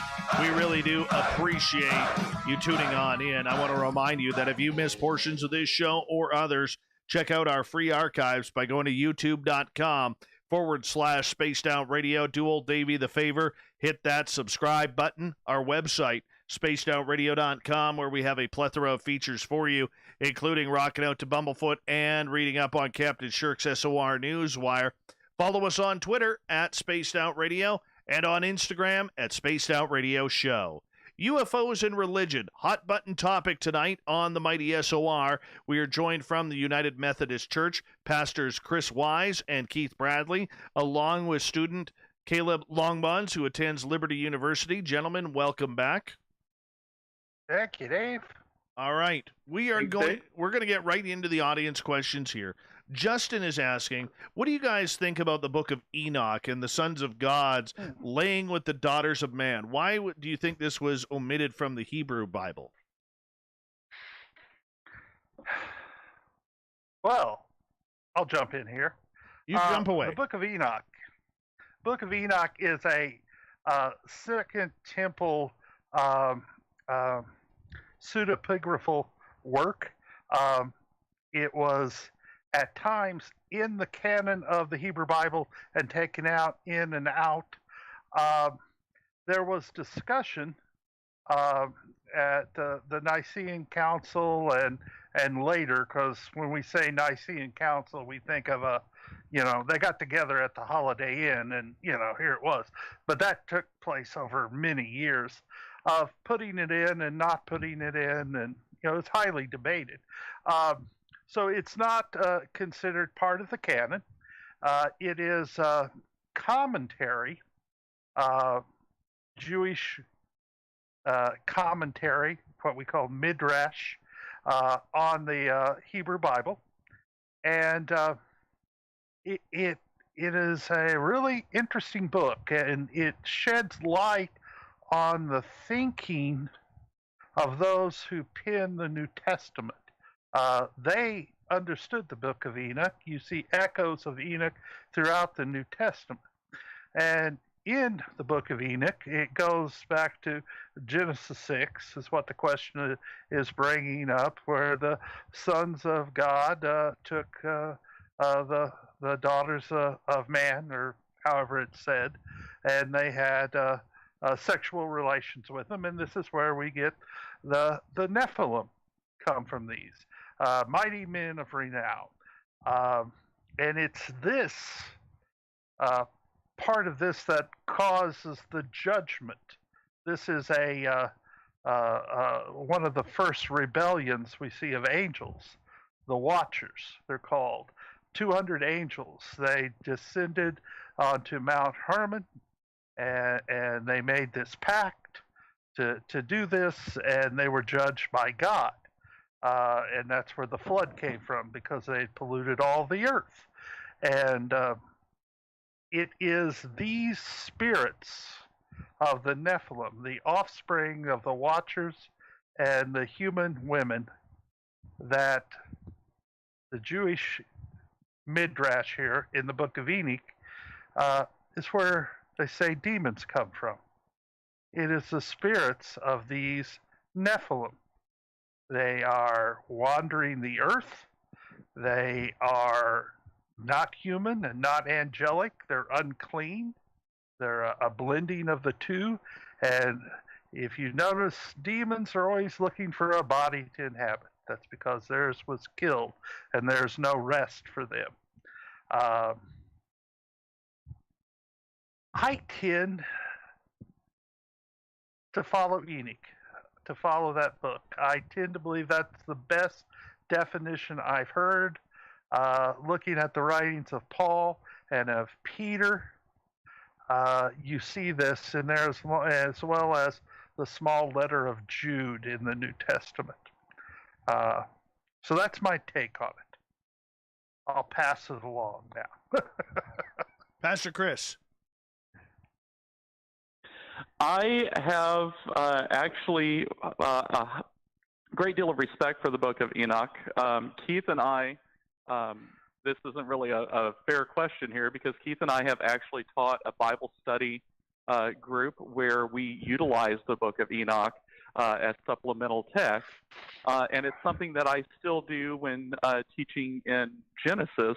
I encourage my students to read Enoch as well. Not as a canonized text, but again, as this idea of a supplemental reading that gives further explanation and insights into the heavenly realm. And that's such a difficult venue to come into, to have understanding of, what is a Nephilim, what is a son and daughter of God, what does Elohim mean? That text has been beneficial in those type of studies, both for myself and for my students. So it is something that I would hold in high regard. Caleb, would you like to jump in on the Book of Enoch?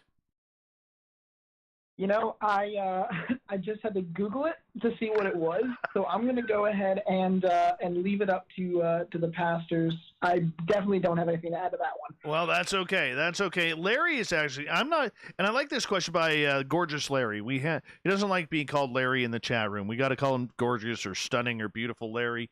One of the three. Those work.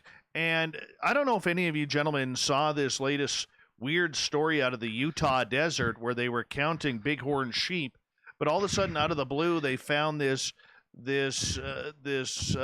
giant monolith, shiny steel monolith sticking out of the ground, and nobody seems to know how it got there. Are any of you familiar with this story? No, I haven't heard this one. Oh, well, we'll be saying it on the news tonight, but it's interesting. Go ahead, Chris.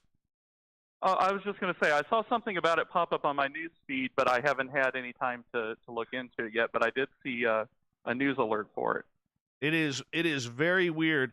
Well, you know what? I'll skip that question because we're gonna move on. It's just a weird thing. Either some brilliant artist has built this in the middle of nowhere and keeping it nice and quiet, as a lot of artists do, which is I think is perfect, or it's aliens. Because I mean, it's got to be aliens, right? Could be Stanley Kubrick, but he's passed, so. Exactly. I was gonna say it's 2020, so All right. Are off. All right, let's move on here as we continue on. There is a lot of hot topic about whether or not a lot of these experiences people are having with what they're claiming to be extraterrestrials. It's pretty morbid. Everything from anal probing to surgeries to taking people out of their beds at night.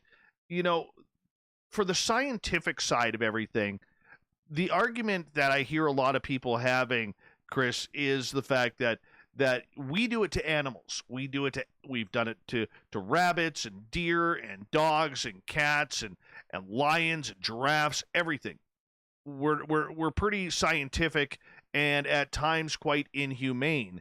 And a lot of people equate that to, well, if extraterrestrials are here and they are running tests on humans, they're just treating us the same way we treat animals.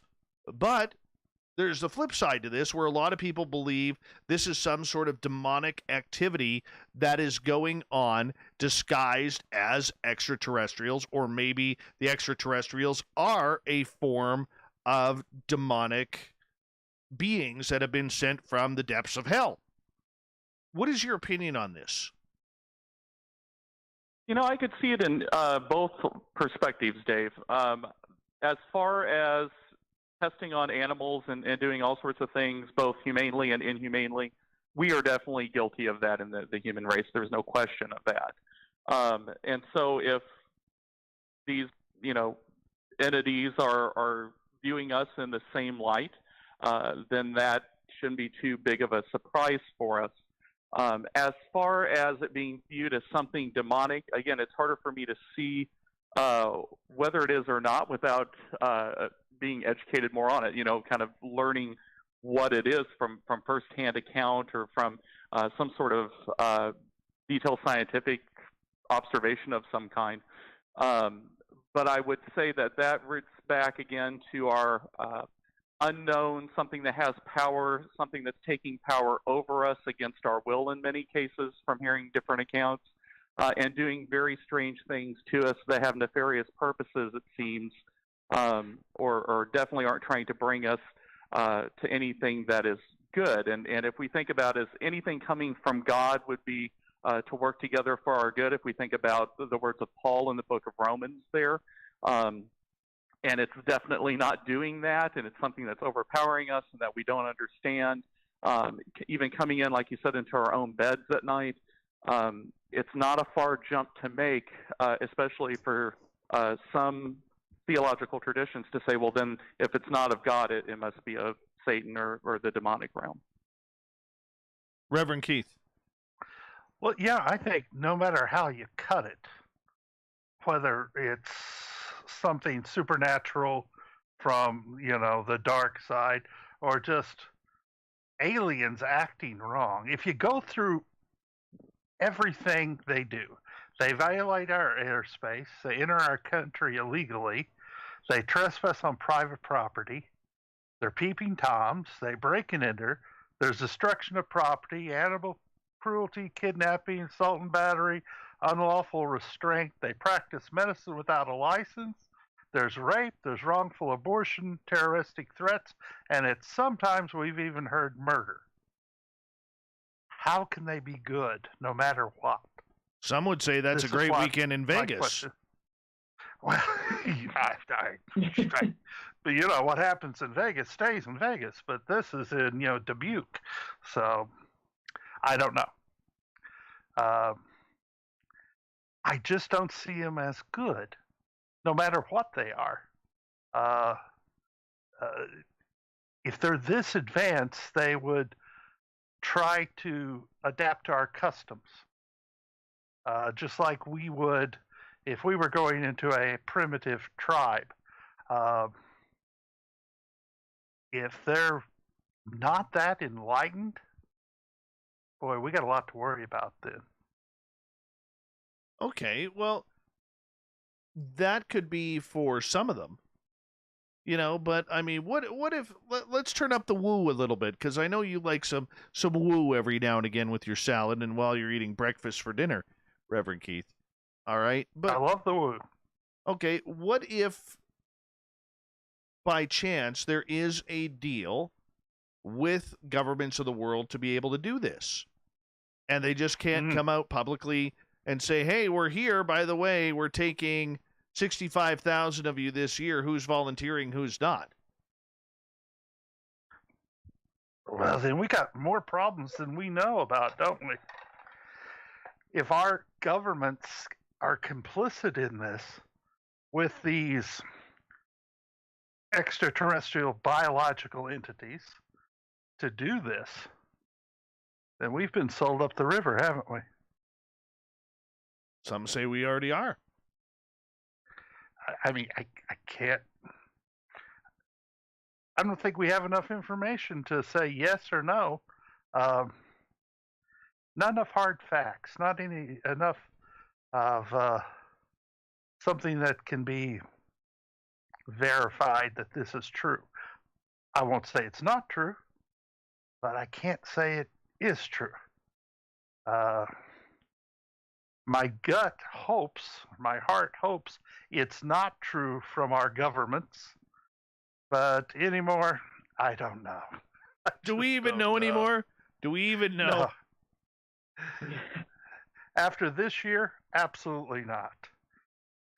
All right, we have Reverend Keith Bradley, we have Pastor Chris Wise from the United Methodist Church, and we have Missionary Student Caleb Longbons with us tonight, talking about UFOs and religion. Gentlemen, a question from Crow Creek Cryptids in our chat room here, asking, if aliens come from space and space is the firmament, does that make them demonic? Caleb. I don't believe so, because I believe that Earth is part of the firmament, and we as humans come from Earth, and we as humans are not inherently demonic. We're sinful, but we're not demonic. So to say that something is automatically demonic just because it comes from space, that's a pretty far reach, in my opinion. Okay, why would it be a far reach in your opinion? I think because, again, if you just decide that whatever automatically comes from space is of the demonic realm, then what's to stop humanity from therefore being demonic?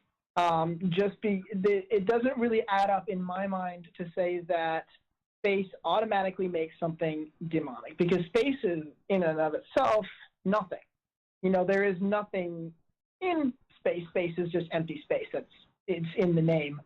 And to say that it's from there is like, it's painting with a broad stroke, in my opinion. It's like saying everything that comes from Russia is a Russian. Well, not technically. Gotcha. How about for you, Pastor Chris? I'm going to have to echo Caleb on this one. If we're calling space part of the firmament, then we have to call the Earth as well. And I don't believe that all creational beings are automatic demonic. That would, in turn, if everything coming from space was demonic, we would almost be defining space as hell, redefining hell as space. And I just, again, I think we're reaching awful far to make that statement. Reverend Keith? Oh, I agree. Just because it comes from outside of the Earth, if it comes from, what we would call space, or what Paul might call the second heaven, that doesn't make it demonic at all. Or that doesn't make it, let's say, evil. Let's use that term.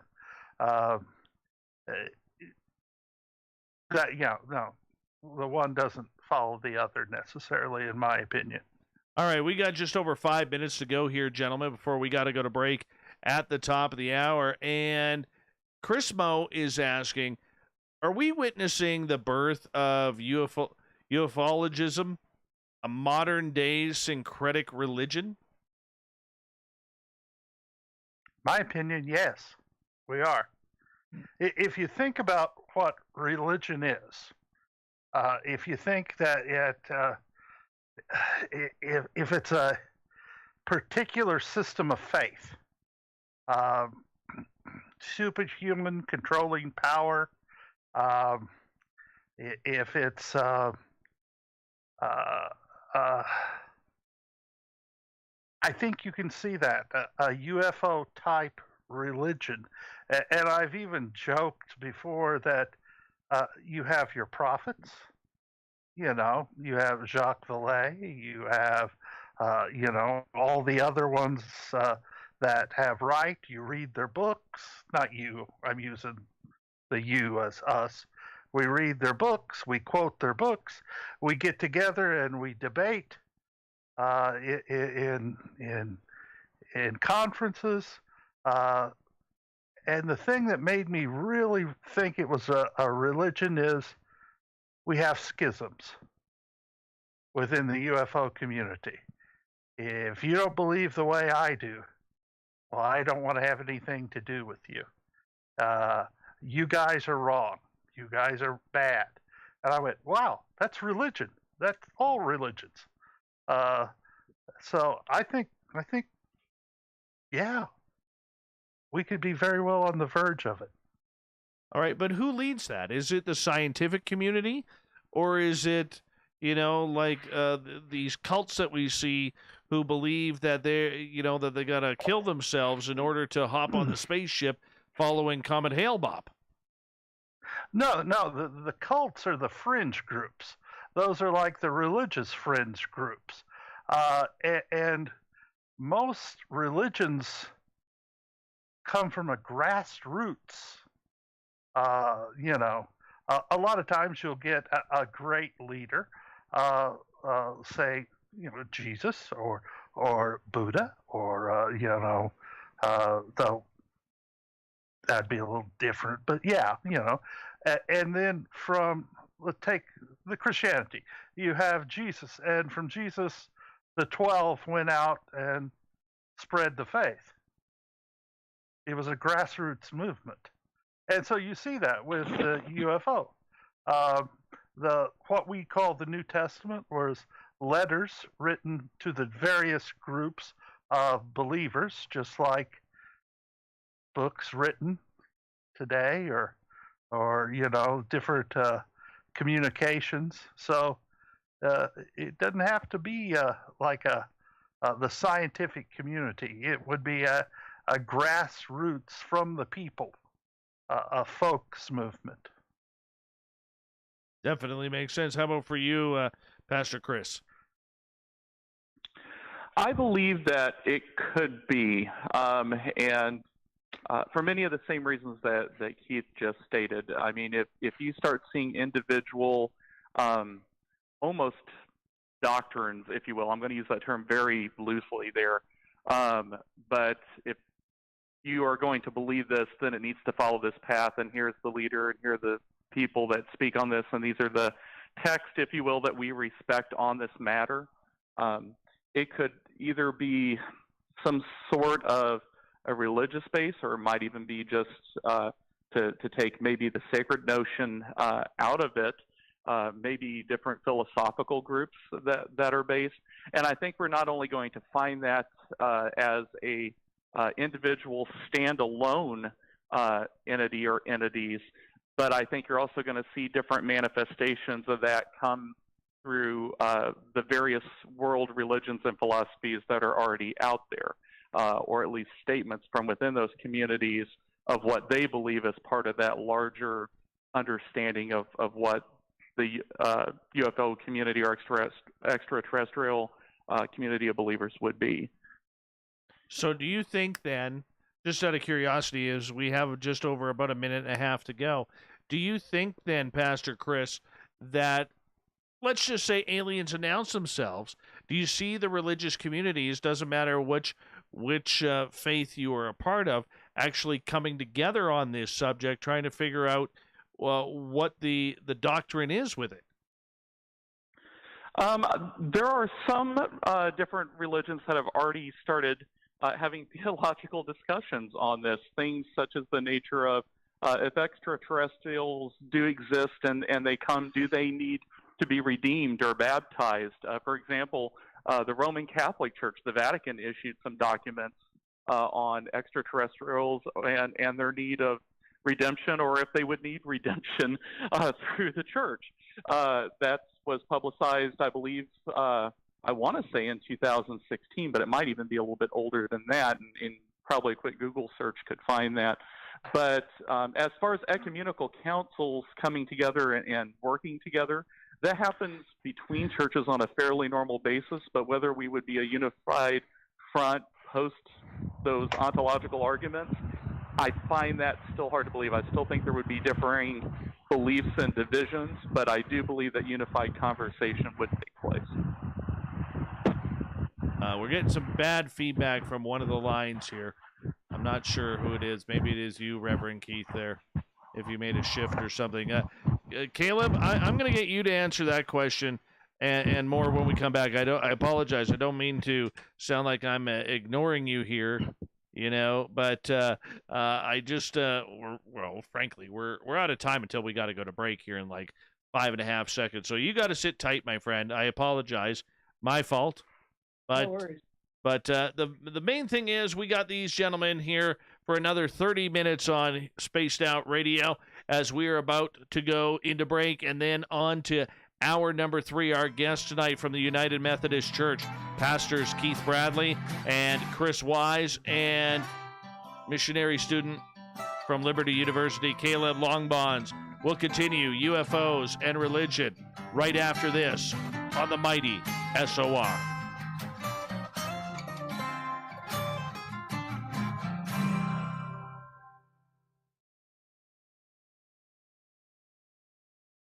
All right, gentlemen, I'm just going to run my dogs outside. You guys can chat with YouTube if you want. I'll be right back. All right, chat away. I'll be right back. Chris, one interesting thing that I wanted to mention. You brought up about the Catholic Church saying about whether or not aliens would need to be redeemed. I actually have a scripture talking about that in Romans 8:22 through 22. It says, "For the creation was subjected to futility, not willingly, but because of him who subjected it, in hope that the creation itself would be set free from its bondage to corruption and obtain the freedom of the glory of the children of God. For we know that the whole creation has been growing together in the pains of childbirth until now." What I think was interesting about that was the fact that I don't think that aliens can be redeemed, since God's plan of redemption is purely meant for Adam's bloodline and therefore for humanity. What's your opinion on that? I really am going along that line with you. Again, my idea of the Bible is it's the story of God and the story of us, right? It's our theological narrative of our relationship with God, who He is, who we are to Him. So it really doesn't speak on anybody outside of our realm, other than obviously interactions with angelic beings and so on and so forth. On one of the documents that, and I can't remember which one this was, but from the Vatican that I remember reading, the astronomer that was quoted for the Vatican stated that he wasn't sure if they would need redeemed, because his argument was, I'm trying to pull this back from a couple of years of understanding here, but his thought was, if they were created, then they may have not chosen to fall. If they have free will like we do, maybe they decided to remain in Eden, and therefore they would not need to be redeemed. Maybe, in fact, they could be sent as missionaries to redeem us. And I thought that was a pretty wild statement from an official of the Roman Catholic Church. But right. It makes you sit there and think for a minute, you know? Yeah. And I guess the question that would arise then is that if Romans 8 is accurate and it says the whole creation has been grown in together in the pains of childbirth, it so leaves that all creation is affected by sin. So, how then would aliens have a way to come, from their version of Eden to Earth and not be sinful? Let me throw this one at, try to tack onto that and throw this one toward Keith if he's there. Yeah, just got back. There you go. If we were designed as Elohim, right, sons and daughters of God, right, and our fall affects all of creation in the biblical understanding from Romans there, then just our fall alone, would that not have a ripple effect throughout the cosmos? And is that perhaps where we could take Paul on that? I don't know, Caleb. I'm shooting that out for ontological debate. Well, first of all, I don't think that we would use the word Elohim for us. Elohim is always used for heavenly beings or for God. Being called sons and daughters of God is something totally different. But your question is a good one, in that, does the fall affect our creation, our earth, or is it all of the cosmos? And that one I can't answer. I'd have to do some serious studying on that before I'd say, yes, it does, no, it doesn't. But it is an argument that is used, I don't know how this conversation started, but it is used against the possibility of extraterrestrial biological life. That's my take on getting in on half the conversation. So, no, that was good. I was good. maybe relating sons and daughters of God to Elohim lower E, but you think that would be inappropriate? Just shooting for idea there. I would, but once again, I never want to say yes without, cracking on Logos and start looking up, a word study. Sure. You know how, fair enough. how I mean, are. definitely not capitalized, but No. I didn't know how you felt about lowercase. No, I don't think I'd even go with lowercase. I'm a capital letter kind of guy. Yeah, but you're Canadian, so True. True. I hear they eat breakfast for dinner in Toronto. Just saying. Well, Toronto's a different breed. I mean, most of those people hang out on Yonge Street waiting for the Stanley Cup parade that never happens. Right? Yeah, I realized if I could get to Toronto, it's only about 7.5 hours away from me. Well, I'm hoping to be speaking there at an event in October next year. So let's see where things go. All right, gentlemen, we have 30 seconds here. I want to say a big thank you to Justin, Jay Swope, Jennifer, and Fap for the amazing super chats tonight. I really do appreciate the huge support that we get for this show, the huge support from everybody in our chat rooms, as well as people who are buying some great shirts at facebook.com/the SOR Vault. And everybody who's given us a thumbs up and hit that subscribe button. I really do appreciate it. Here we go with hour 3, everyone.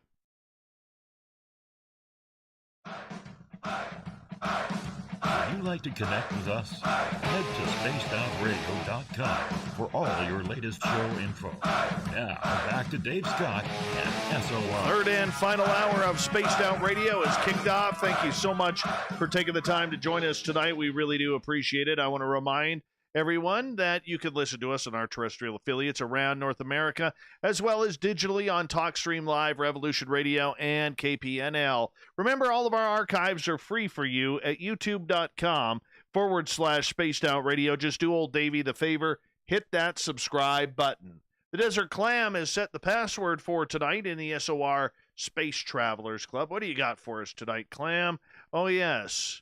I can't read that. That's way too small. Felicificative.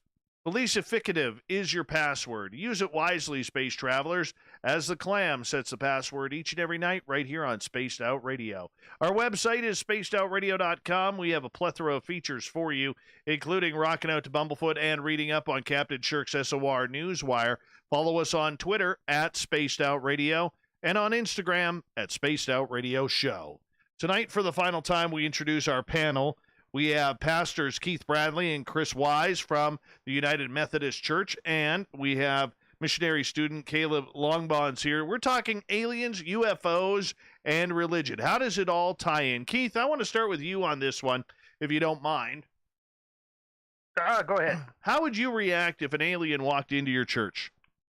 Oh, I'm sorry. No. How would I react?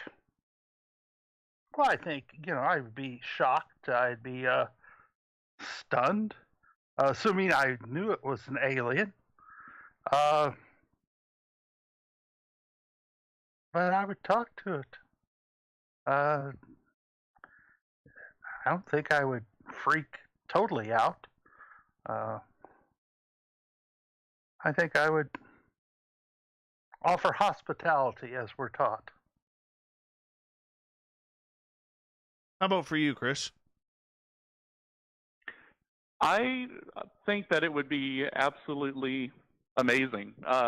Yes, there would be a moment probably of what the heck is going on, pending that, like he said, maybe the alien might even look like us for all we know, so maybe we wouldn't even know. But to extend a hospitality and to enter into a conversation to gain deeper understanding, I think that would be absolutely fantastic. Now, the shock value that would be to a congregation and calming them down in this situation might be a whole nother set of things. But for me, it would be quite an intriguing and a cool experience. Would you have fear?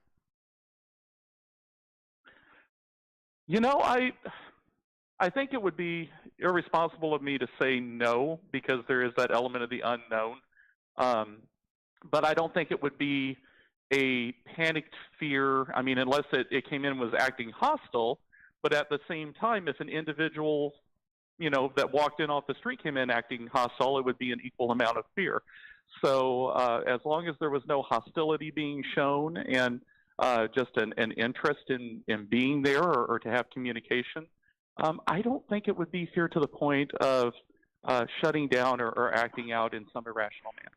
So you wouldn't run to the grocery store to load up on toilet paper? No, and for everyone listening, please stop doing that. How about for you, Caleb? You're sitting in class, and all of a sudden, Zerk, the Zeta Reticuli gray alien, walks in and says, "I'm here. Let's talk." What do you do? Man, let's have a conversation. I think my initial reaction would be, am I dreaming? Have I fallen asleep while writing a paper or something like that? But after having pinched myself to make sure that I'm not, the curiosity, is going to overtake me, and I'm going to want to, have a conversation and just ask him so many different questions. I'd probably trip over myself trying to find the best question to ask first. But yeah, I think there'd be that first moment of probably a pang of panic, because it's something that I've never seen, at least in real life, before. But I think that's going to quickly give way just a sense of fascination and wonder with what the heck this thing is. All right, this is a good question coming from David in our chat room here. And Chris, let's start with you on this one. Do you believe it would be better if the government did not disclose UAP or UFOs as fact?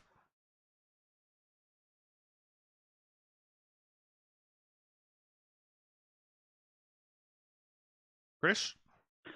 I'm having to ponder on that one for a minute. It would depend. I believe in transparency. That's the way I like to operate my ministry. The folks that are involved at the church know everything, down to our fiscal expenses are all just full knowledge to anyone in the church. And but there are matters of confidentiality there in counseling sessions and things of that nature. I think if it's something that could incite widespread panic for some reason, it would be a responsible action for some level of confidentiality. But at the same time, at a certain point of that occurring with a certain amount of that, it would start to violate trust from lack of transparency. So I'm really torn on that one, Dave. How about for you, Reverend Keith?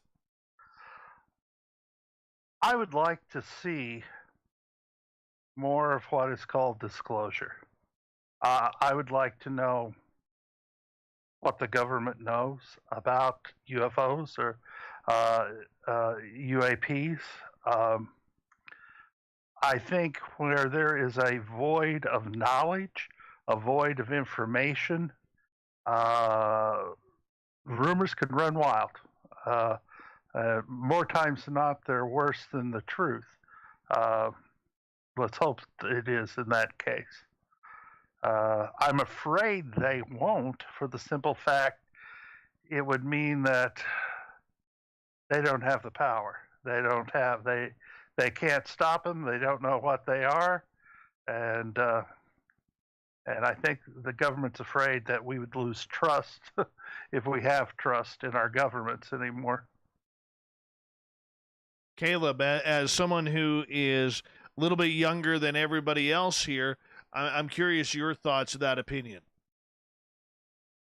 I'm gonna agree with Keith on this one and say, as an American, our government is by the people for the people. So I think I would like to see them trust the people. If they had information, especially information that could, affect citizens, saying there are aliens out there, there are, extraterrestrials, these are UFOs, as you're saying, because it's above our homes and above our towns and above us and affecting us. And I think if it's something that that they know about, we as citizens would have the right to know about that. Well, Caleb, do you think that extraterrestrial life would be beneficial to mankind's future? If it was peaceful, yeah, I think it would be fascinating to be able to have a galactic neighbor to compare, to compare notes with. Assuming that we're compatible to be able to speak to each other and understand each other, to have that untapped wealth of knowledge to be able to discover, how do they travel, how do they communicate, what do they know, who do they worship, that kind of thing. I think it would be phenomenal for humankind to have that relationship. Reverend Keith? The only thing I would worry about in that is that phenomenon where a greater, more advanced culture comes into a lesser advanced culture, and you see the lesser culture dwindle and go the way of a dodo just by being around that other culture. Would our culture survive? I don't know. Are we past that point? Are we past the point of understanding and maturity as a people? I don't know about that. And how about for you, Pastor Keith or Chris? I'm going to walk down the middle of the road once again on this one. I think that as long as it's peaceful, the insights from Caleb said a galactic neighbor that we could garner, the ability to travel, let's say, a great distance through space, the engineering knowledge that we might garner off of that, more or less cultural knowledge and everything else could be quite fascinating and could add quite a bit to our textbooks. But at the same time, we have seen how more dominant cultures have went across the world and settled into areas and taking over areas from native peoples and subjected them to the point that those cultures have, for the most part, died out in many cases. If it is a really super superior race, I think Keith's fears are grounded in some sort of a colonialization of those folks coming our way could have a negative effect in our long term as a society. Mm-hmm. But that's the big thing is, we don't know what they are. We don't know who they are. We aren't sure, the intentions of everything. And humankind has kind of grown up in fear of everything, whether it's a fear of God, whether it's a fear of dying, whether it's a fear of space, whether it's a fear of evolution, if that's what you believe. It doesn't matter. We seem to fear absolutely everything. And I believe that's probably a big reason why society for thousands of years has been quite violent towards one another. I see a very dark day if aliens do disclose themselves. I really do. I may be in the minority for that, but I don't see a lot of positivity of it happening. I see economies collapsing. I not to try and sound pessimistic or morbid, but I think there's going to be more of a negative reaction because we're not sure. We don't react well to things that are new.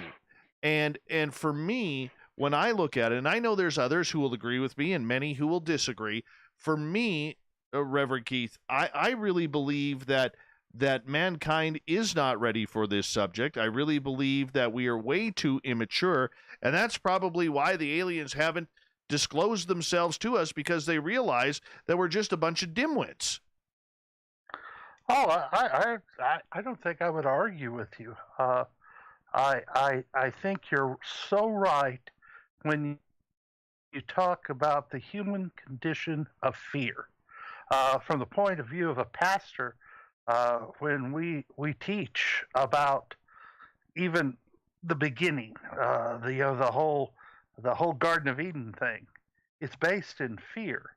And all throughout Scripture, you see this thing of overcoming fear and even the trust of God is because we fear that God will not do or will not provide or will not take care of us. So at the heart of man is fear. And I think you're probably right in that I don't know if we'd ever be ready. I think it's our nature. And that's why we hear the word threat. That's why we hear much of this going on. That's why, there's so much trouble with everything. How about for you, Pastor Keith? What? I'm sorry, Pastor Chris. Okay. Oh, sorry. All right. I think you're right as far as describing the human condition of fear. I mean, that there's no doubt there.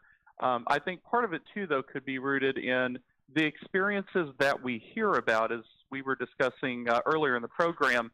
Many of those experiences seem to be negative ones. So you compound negative experiences with unknown, and then having a revelation that, hey, that isn't just something that one person was saying. They're really out there, and not saying that it might even be the same species of whoever is out there, whatever is out there, but to make that association of those things are legitimate occurrences now for folks that maybe were skeptic on it before. These folks are real, so therefore those occurrences are real and those are bad, and this is unknown. I think there's a lot of irrational actions that could occur if left unchecked. Sure. Do you see a time, not to sound morbid, but do you see a time where humanity right across the world would not react well to all of a sudden aliens showing up in, say, 5 or 6 different countries and saying, we come in peace, and maybe they even do come in peace? I think, again, that chain reaction of an instant drop of the unknown, there would be an initial panic for sure. A lot of toilet paper would be sold. True. But at the same time, if they're an intelligent being that's coming to us, or a super intelligent being, let's say, perhaps they would find a tactful way to meet with areas of leadership for areas of themselves to be disclosed in a way where it's not a sudden drop. I mean, there's going to be a shock regardless, but landing in the middle of, the city park and saying hi versus coming through, and being with leadership and a release of, some sort of press conference or something might come across 2 different ways. I'm not sure if it would, but it's something that I would speculate. Caleb, I'm curious your thoughts.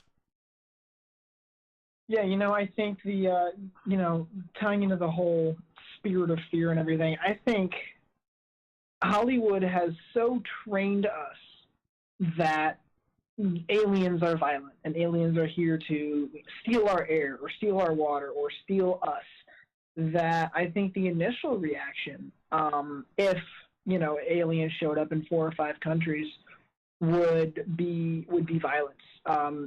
Would be attempting to get rid of them, because we're, at least my generation, is so sensitized to be afraid of aliens. But I would like to think, like Pastor Chris was saying, that an alien race that is advanced enough to conduct interstellar travel and to reach out to us on Earth would have the mindset to approach our leadership first, and have a more calm way to reach out to us, as opposed to just, like you said, dropping down in the city park and saying, hey.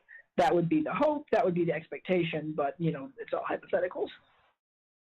And that's the tough part. I mean, and it still comes down to it, how would we react? And that's the human nature of it all, Reverend Keith, is how would we react to all of this? Well, how do we react when we feel that there is, and I don't want to get political at all, but we got too many immigrants of a certain race or religion come in? Yeah, I mean, and I see where you're going with that, and we take offense. We don't like change. Yeah. And unfortunately, I think that's where we're being schooled by a lot of younger, smarter, open-minded generations. We fear the other. Yes. Whatever that other is. And that can apply both to race. It can really apply to religion, and of course, it would have to apply to an extraterrestrial, the ultimate other. Mm-hmm. Davis brings up a good point in the chat room here, Reverend Keith. He says change cannot be stopped. No, that is absolutely the truth. Change will come. It's the nature of life. Change comes. We live second by second, and each second is a change. So change will come. Chris, what about what Caleb said earlier, just a few moments ago, regarding that we as a society need to be able to move forward. We need to be able to find acceptance. We need to be able to try and make things work for us, even though they it may be like putting a round peg into a square hole. How do we find that balance between humanity and believing that not all change is scary? I think a lot of it has to do with education and transparency. It really does. I mean, we act out more against things that are more unknown to us, but if we try to gather as much information as we can, then they become a little less unknown. Like Keith said, change is imminent. Change is going to occur. Transition and adaptation is a part of human life. It's a part of cultural life and existence. This would be that on some sort of a grander scale, because it's a major shift. It would be a major shift of understanding and relation and everything else. But I think the very best means to move toward a more rational reaction is as much education about them or whatever the case may be. I think the more information we have, the more transparency with the information we have, rather than just kind of shooting in the dark, if you will, the better our long-term reaction and adaptations will be. Do we survive? We got 90 seconds left, and I want to get all three of you in here. Can we survive as humanity in knowing that extraterrestrials may be here? We can survive. I believe will we survive. can. Well, the good part. I believe we definitely would. Well, the good part about it is we do know one thing, and that's how to fight. That's what we do know. We just need. Unfortunately. I hear you. I hear you there. And gentlemen, as we start to wind this thing down, I want to say I am very appreciative to have had this conversation with you three tonight. It has been a lot of fun, a lot of learning, and this is a subject that makes a lot of people uncomfortable. It really does, but I think you guys handled yourselves well.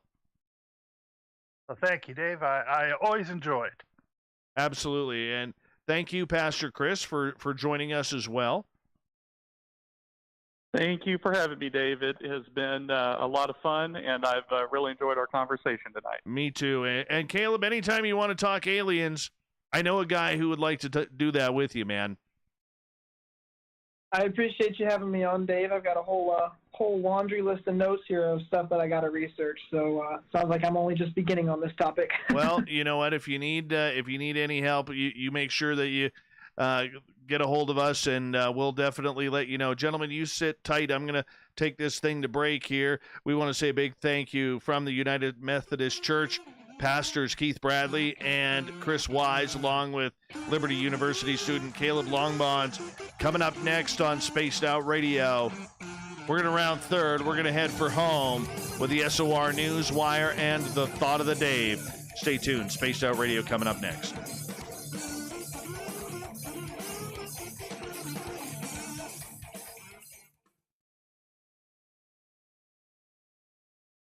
Good job, gentlemen. Give you a few claps here. There we go. Thank you, Dave. Thank you, Dave. I hope we did well. Hope. I had a lot of fun, man. I had a lot of fun. And Keith, I apologize for cutting you off there. I didn't mean to, but some people, they only hear what they want to hear, so I had to direct it in the way I thought you were going with that. Oh yeah. No, that was perfect. I didn't know how to broach that without. So yeah, you didn't hurt my feelings at all. No, I appreciate that. And Chris and Caleb, what a pleasure to get to meet you guys. And thank you so much for helping us out tonight with Keith. That was really awesome, man. Hey man, thanks for having me on. I really enjoyed it. This is the first time I've done something like this, but no, it was great. Yeah, this was a lot of fun. I really appreciated it. It was a good time. I appreciate you guys, and what we will do is we will talk to you guys very soon. I got to go get ready for the news here, but thank you, gentlemen. Really appreciate all of you and appreciate your time. Okay, catch you later, Dave. Take care, guys. Yep, thank you. Thanks. See you Have a later. good night. Thanks, guys. I enjoyed that show. I did. You know, it was something different. Still on topic, and we listen.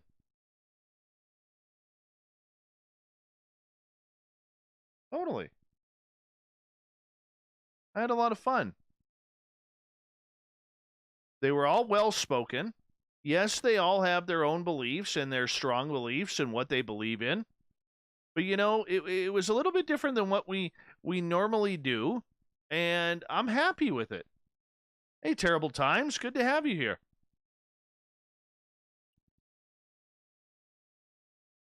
Yeah. You guys might see Reverend Keith jump in the chat room. He sounded pretty tired there near the end. But, you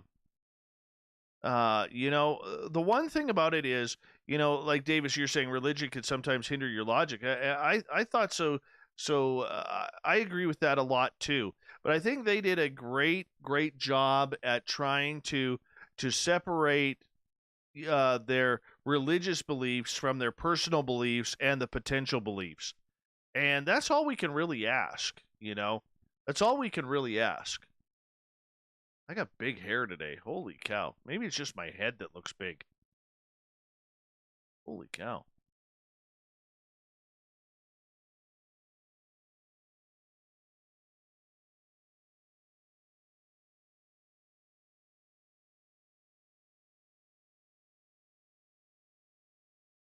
We've got just about 2.5 minutes here.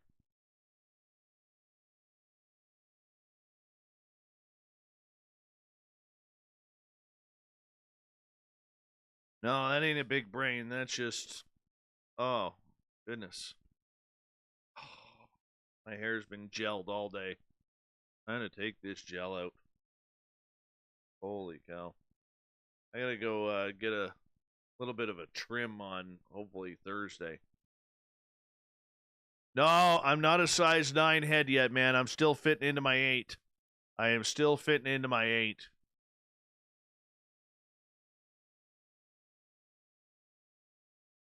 I could go new wave and kind of bring it all over to one side if you want. You know, I like that. What do you think? There we go. We'll leave it at that just for you guys. Looks horrible, but we'll do it. We'll do it.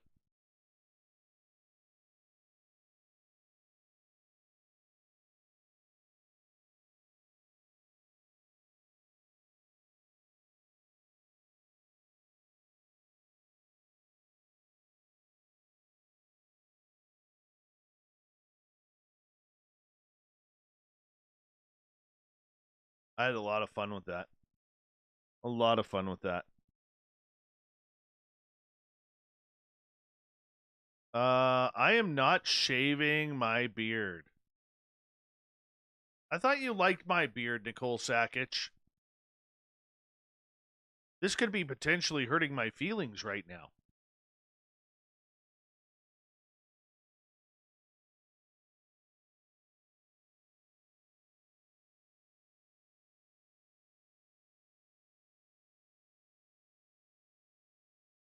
All right, big thank you to, once again, Justin, Jay Swope, Jennifer, and Fabster for the amazing super chats tonight.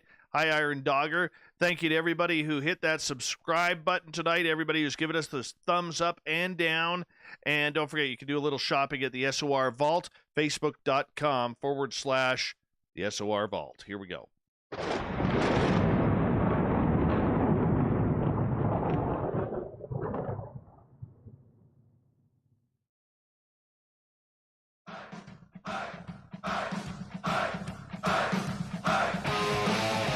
We've rounded third. We're heading for home tonight on Spaced Out Radio. My name is Dave Scott. Thank you so much for taking the time to join us tonight. Really do appreciate earning your listening ears. I want to remind you that if you've missed most of this show or others, check out our free archives by going to youtube.com/Spaced Out Radio. Do me the favor, hit that subscribe button. Our website is spacedoutradio.com. We have a plethora of features for you, including rocking out to Bumblefoot and reading up on Captain Shirk's SOR Newswire.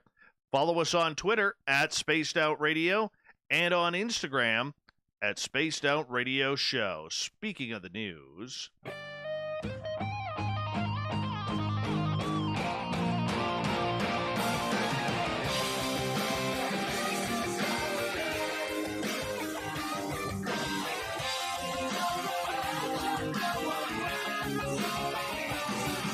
the news is always changing, which is why we bring you the SOR Newswire at the back end of every show, where we get to the weird, the strange, the wacky, and sometimes the dangerous.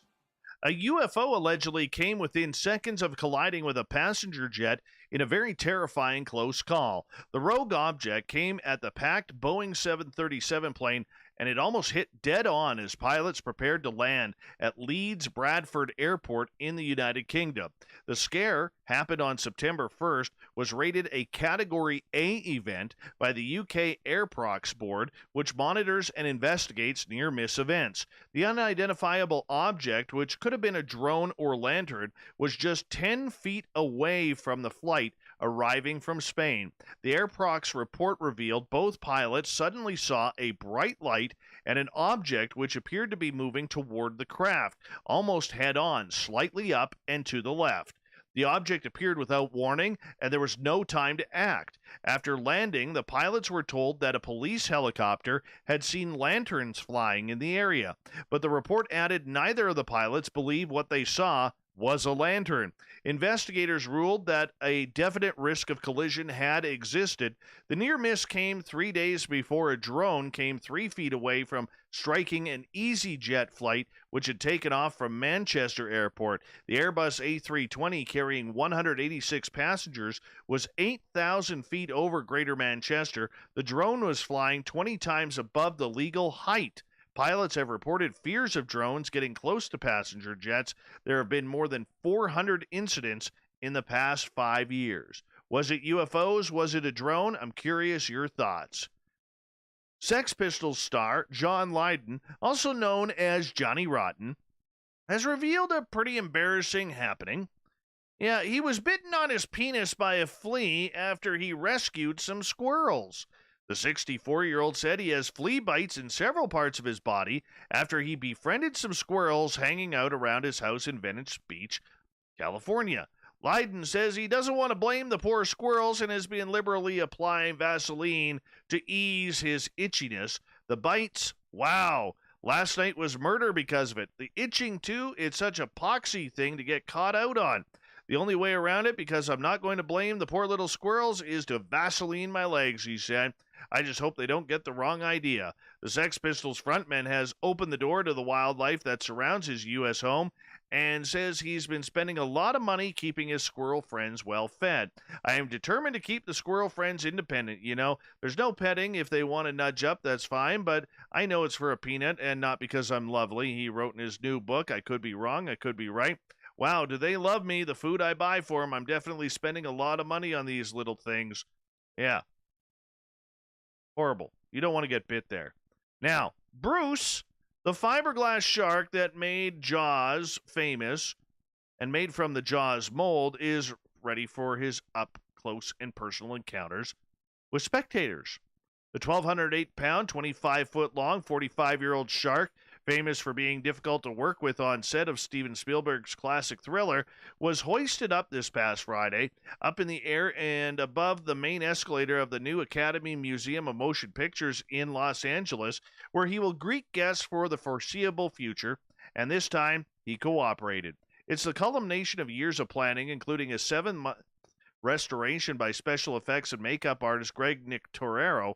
The shark is expected to be a major draw for the museum, which plans to open its doors to the public on April 30th, 2021.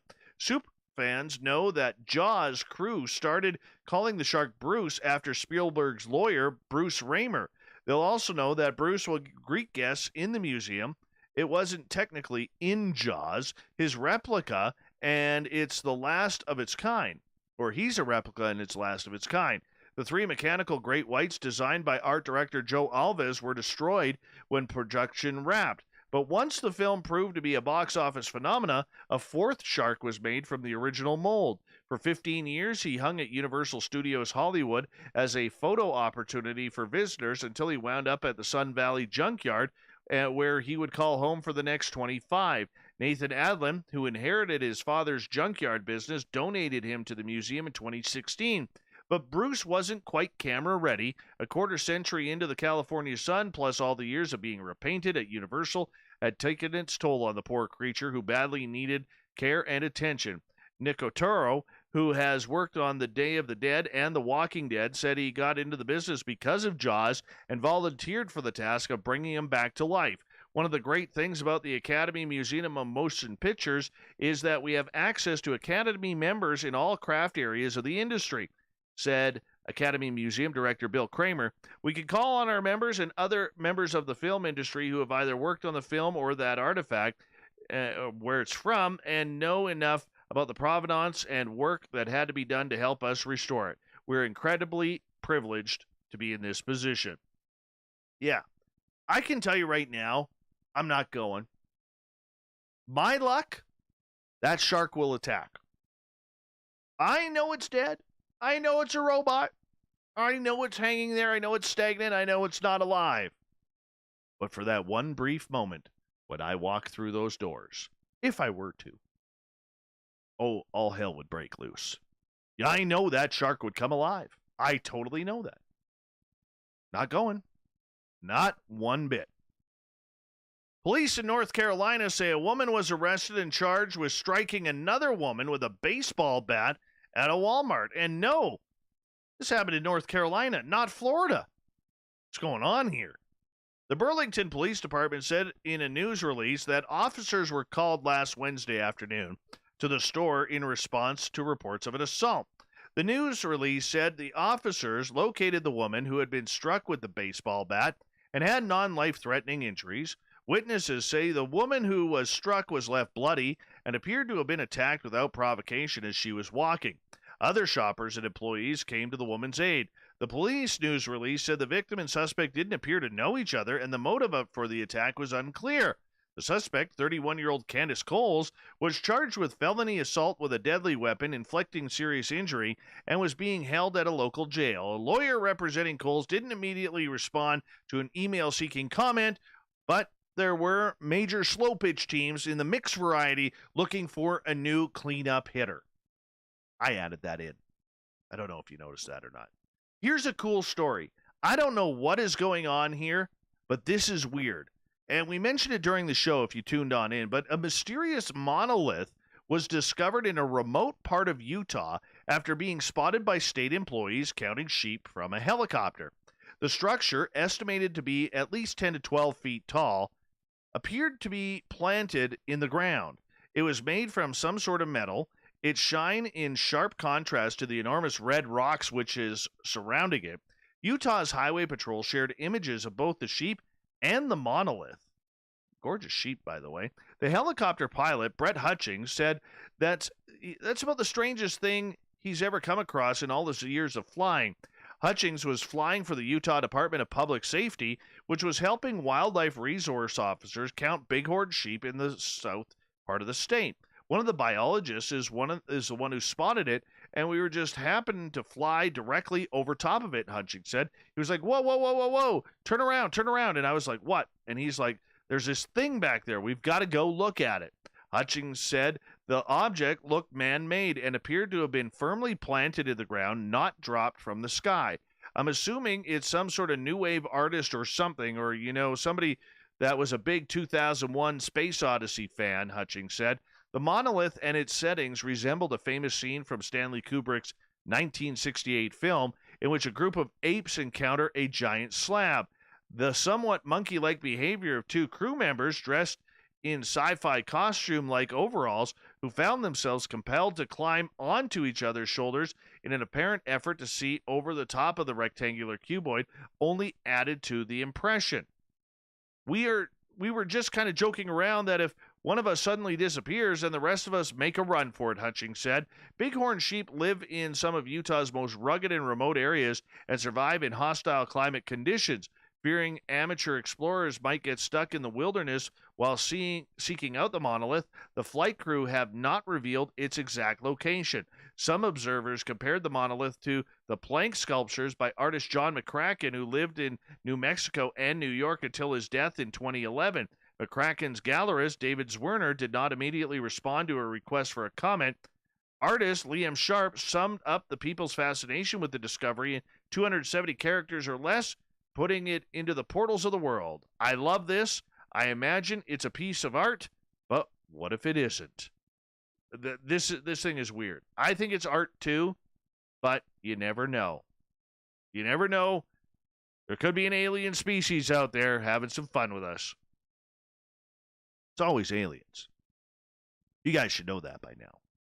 The owner of an Ohio jazz and blues club said a customer who came in just before the business closed its doors due to COVID-19 ordered one single beer, but really showed their generosity, leaving a $3,000 tip.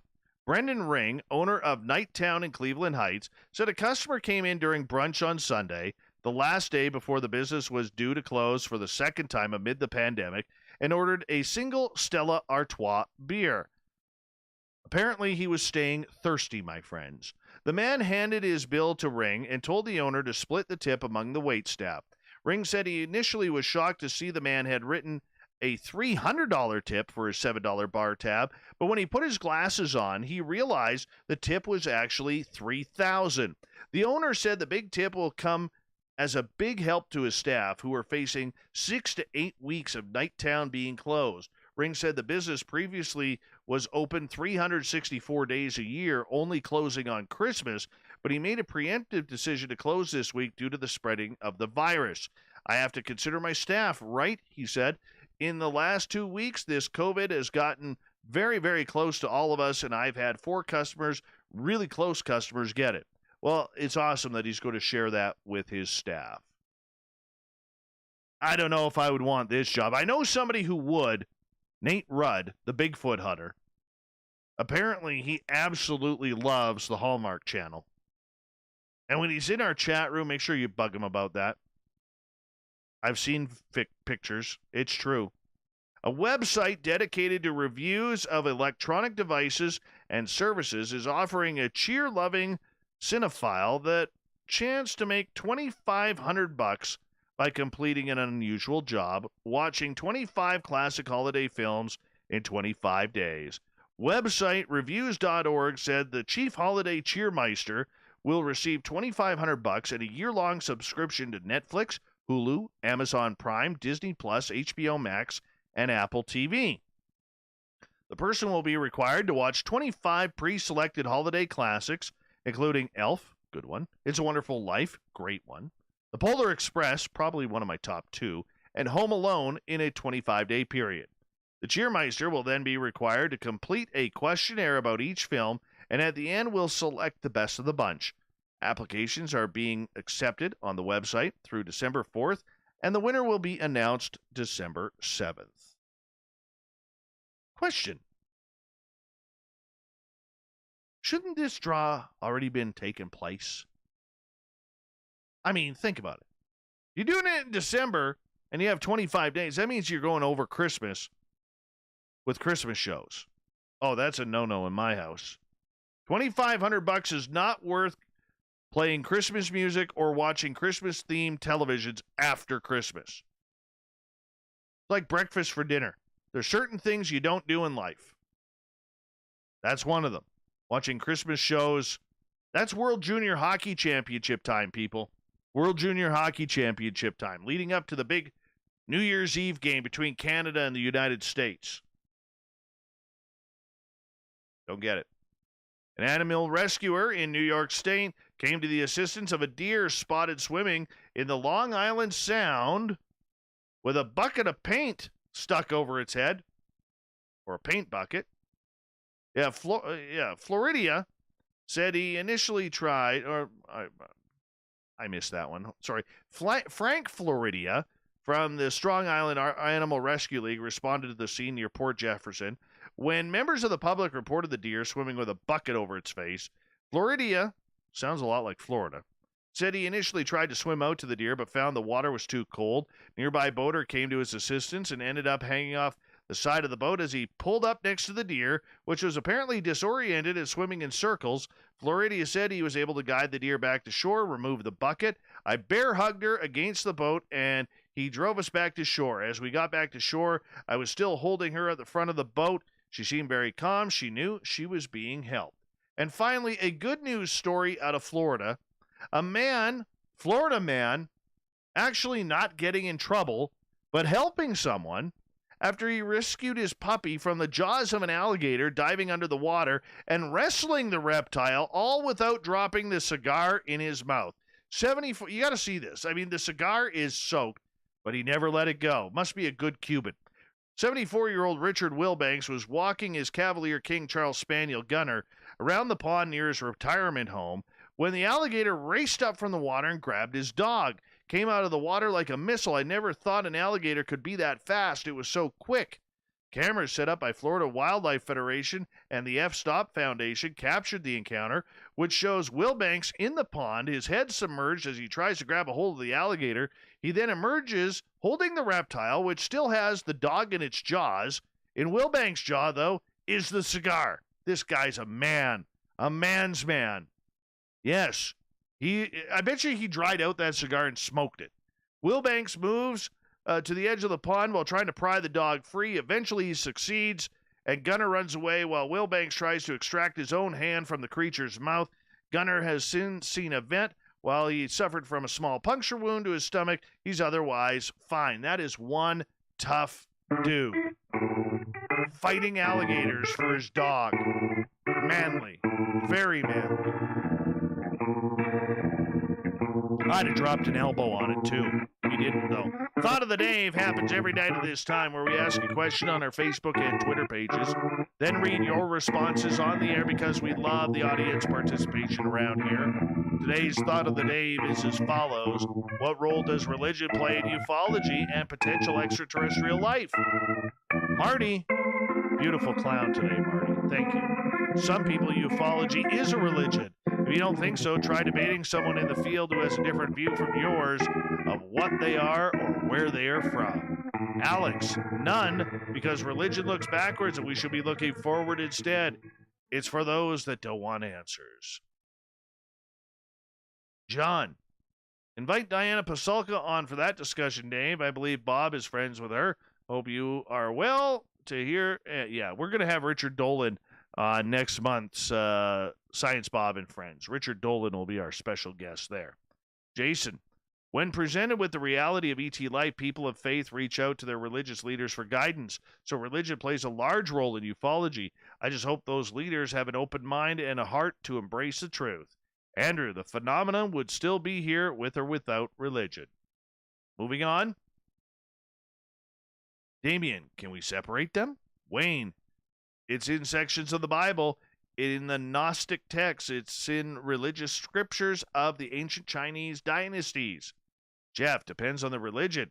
Baha'i are quite open to the idea, as are many Buddhists and Mormons. The Catholic Church has started addressing the issue through certain spokespeople as well.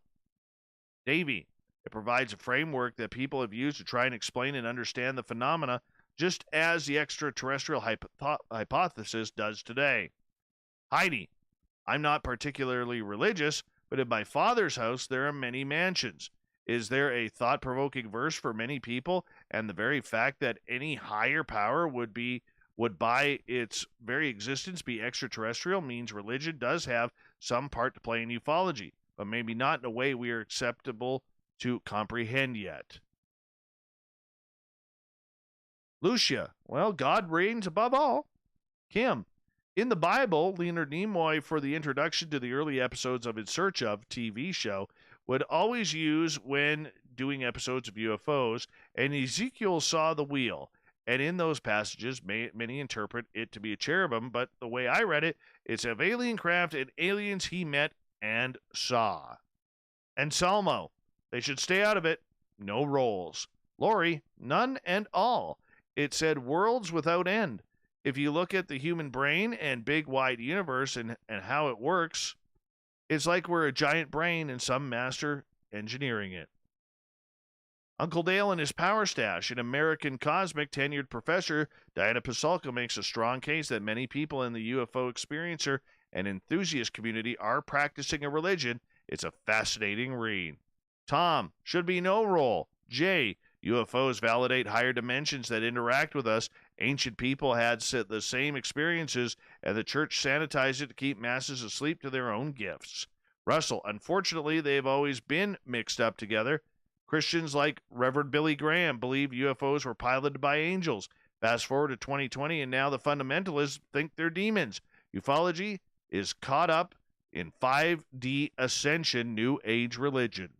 Joseph, last word. None. Even the Bible says there will be new scriptures and the facts revealed after the new earth is established. Not sure I remember that one. Let's go with Cable Guy Matt as the last word. What else would early man call beings that came from the sky with crazy technology? Thank you to everybody participating in the Thought of the Day. We will do it all again tomorrow night. Thank you to Captain Shirk for the amazing SOR Newswire tonight. We really do appreciate Captain Shirk's work around here.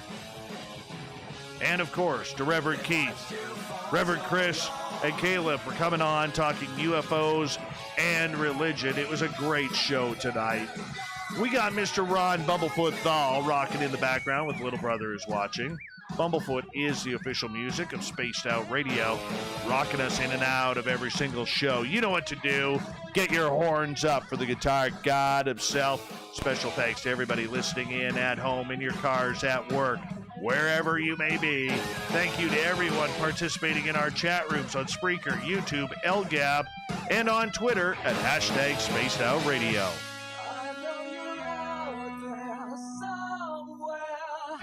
Remember, this show is copyright by Spaced Out Radio and SOR Media Ventures Limited. Thank you so much for choosing to share your evening with us, because together, my friends, we own the night. Mr. Bumblefoot, we need a favor. We need you to take us home.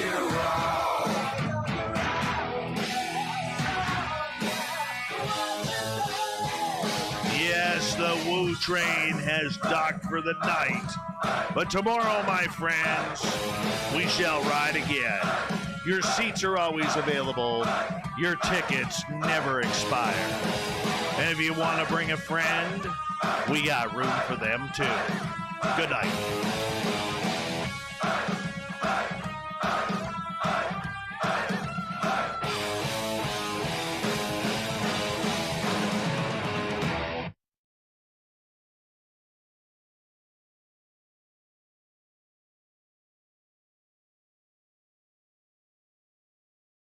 That was fun times. Seriously, fun times. Good job, everyone. Very good audiencing tonight. Solid audiencing. Appreciate you. I do.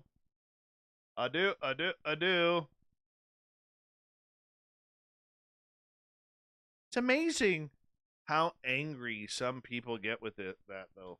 That topic. Like, I skipped over a lot of the Thought of the Daves today because they were just like real cranky.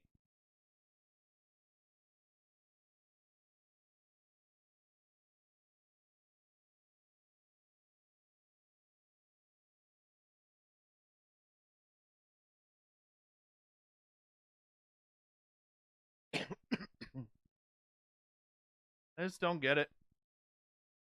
I don't get it.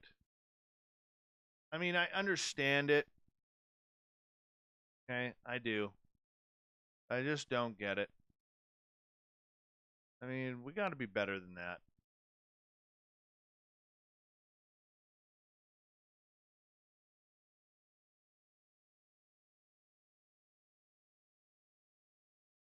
What the hell am I doing here? Oh, that's what I'm going to quickly download this. I know there's 107 of you. Let's hope that not everybody jumps off the bandwagon. We'll have a good chat after we're done here. I'll be right back, everyone.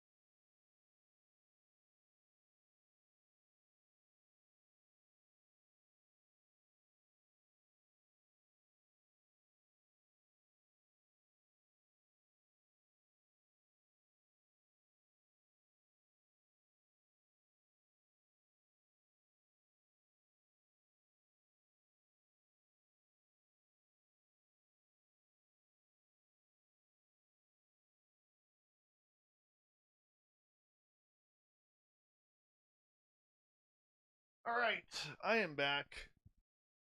My dog is happy. And what am I doing? I don't even know what the hell I'm doing.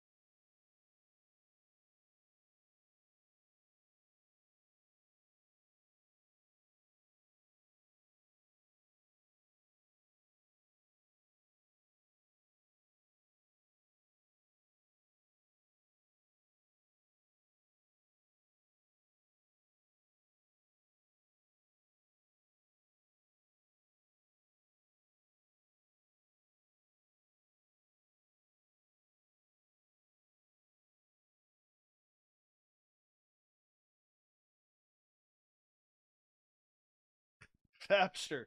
At least wait till I hit 60 before making comments like that. I'll need something to do for retirement.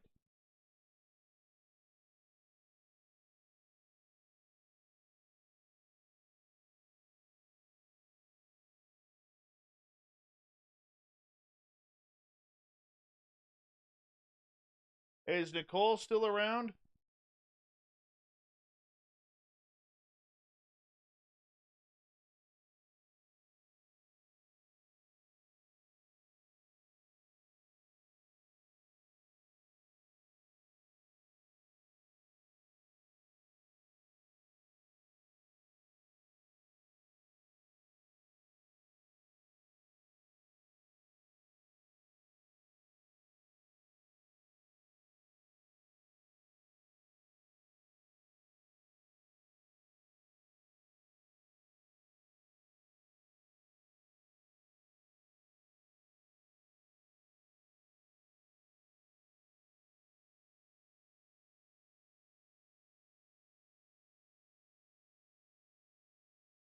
All right.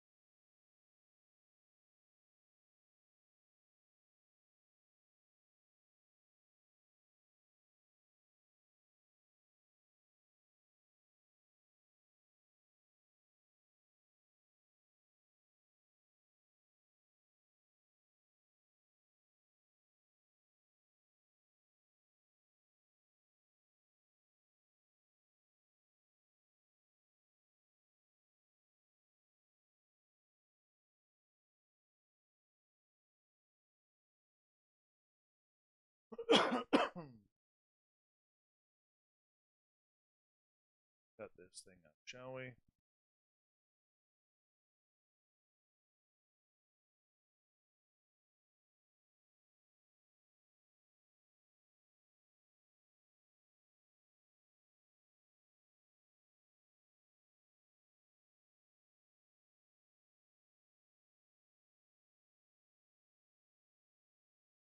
Give me 2 seconds here.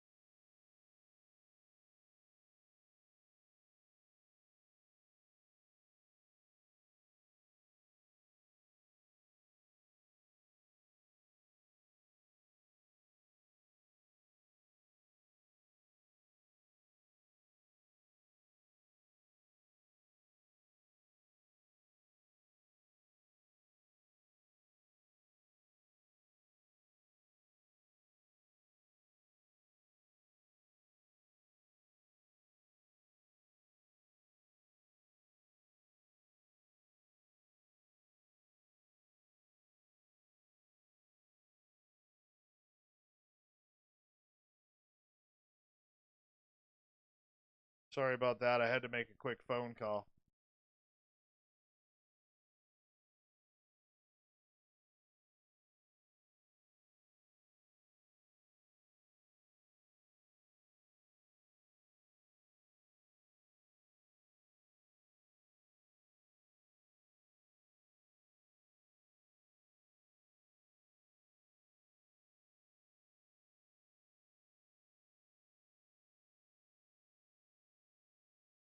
Cut away, cut away, cut away.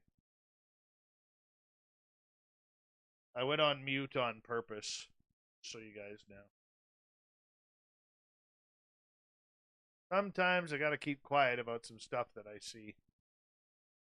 Unfortunately.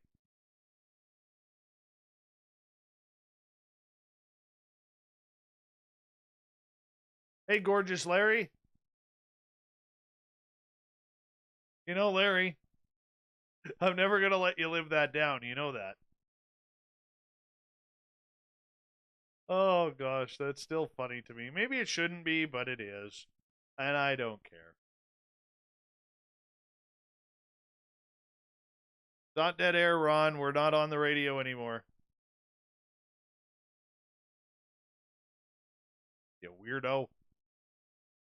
Still love you, though.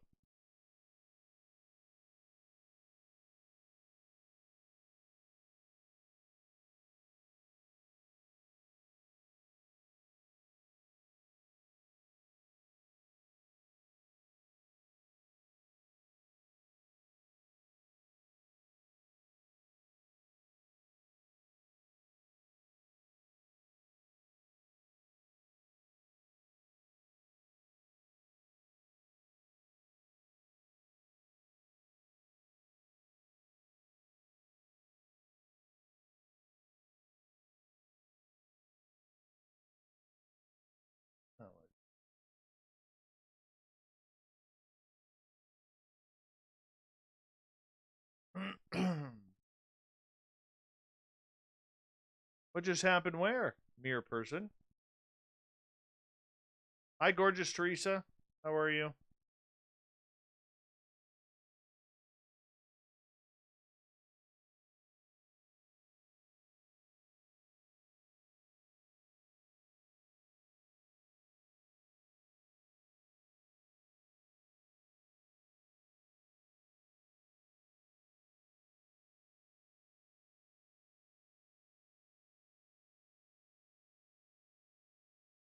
My hair is not looking too bad right now. I got to see Captain of Star Trek the other night before Christmas in Burbank. That's kind of cool, Stun Pratt.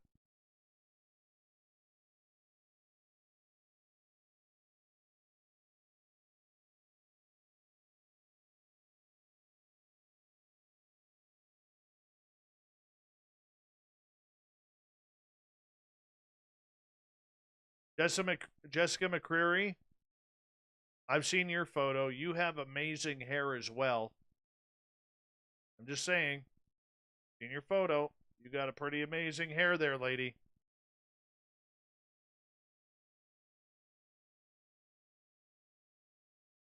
You're using them expensive shampoos, I can tell.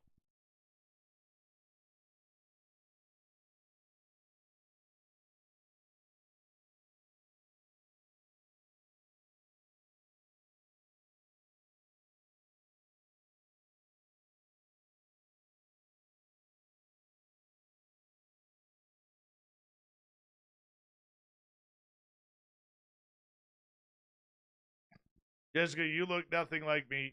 Sorry.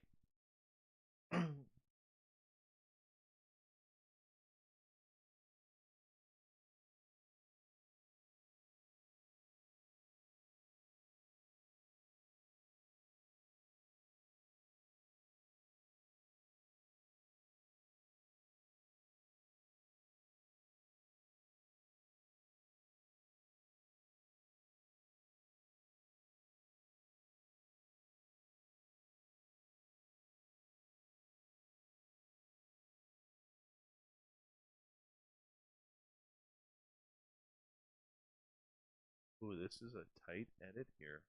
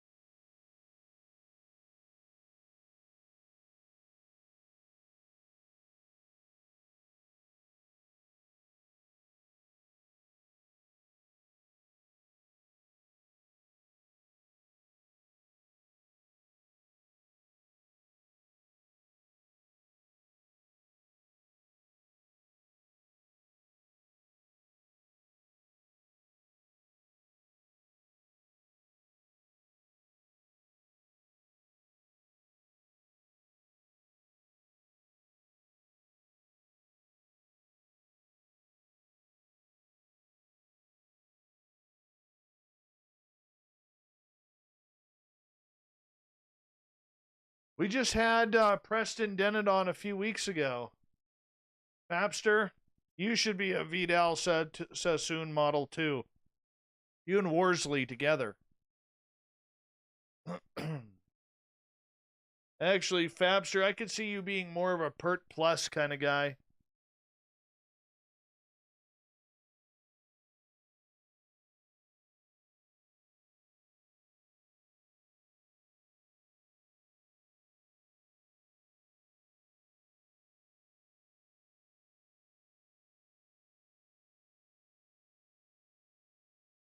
Hey, Worsley, where's Becky Belling? Did she fall asleep already?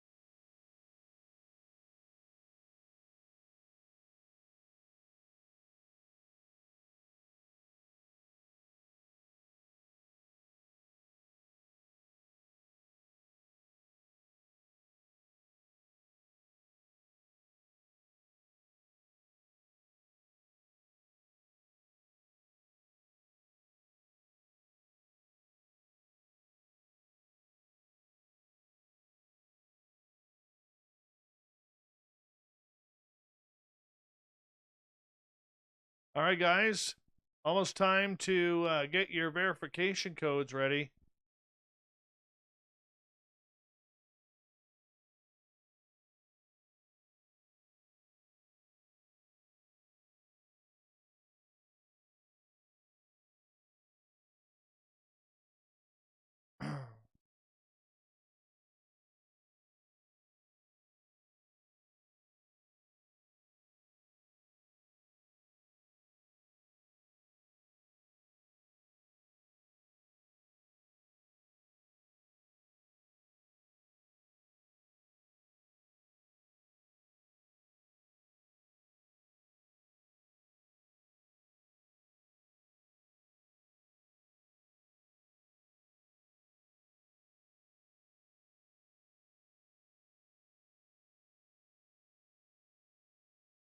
All right, let's go like this, that, move this, like this, there, that there, that there, this one here, and of course that one finally. And let's go over here.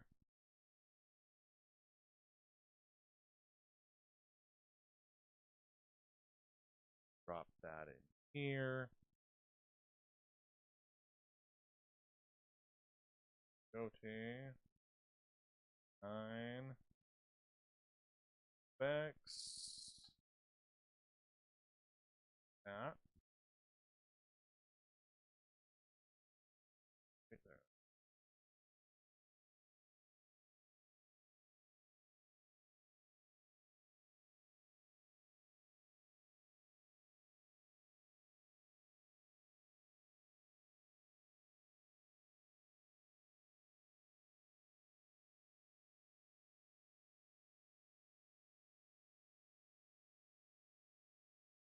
All right, your verification code for tonight is 644025. That verification code once again is 644025. I think I got that right. Yeah, 644025.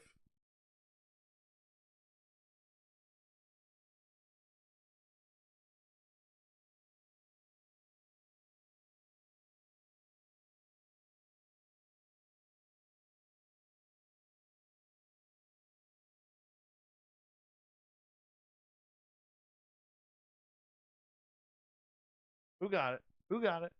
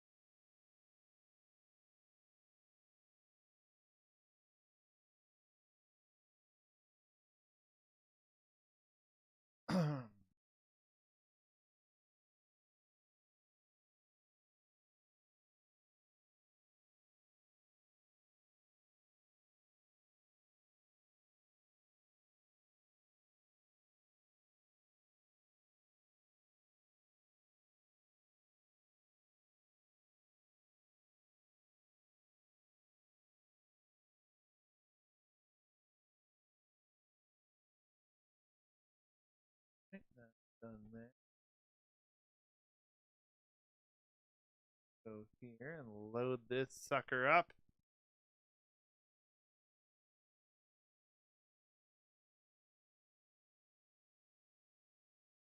That over here so I can see it properly.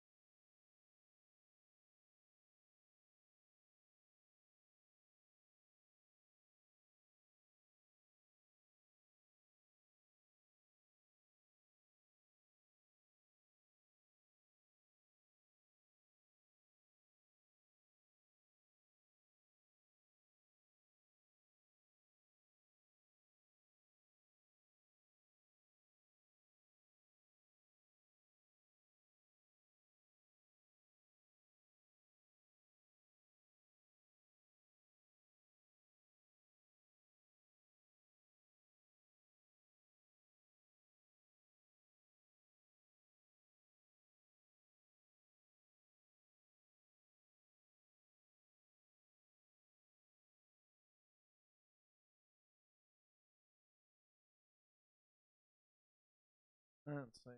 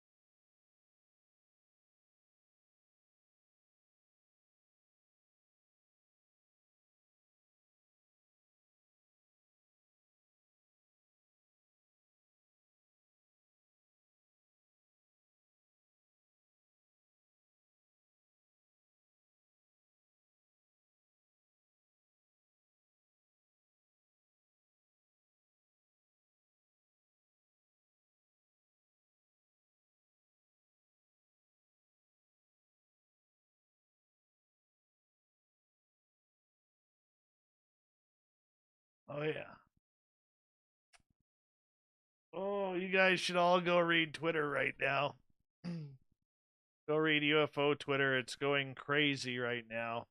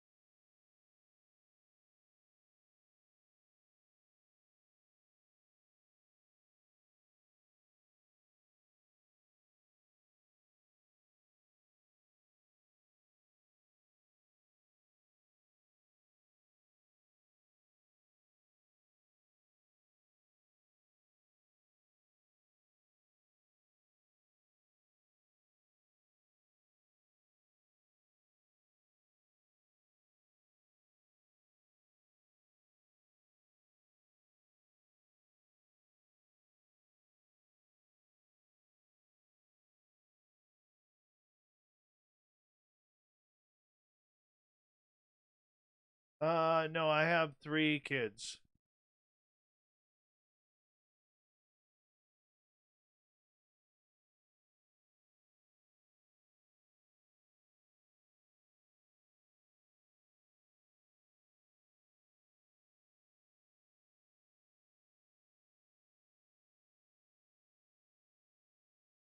Excuse me.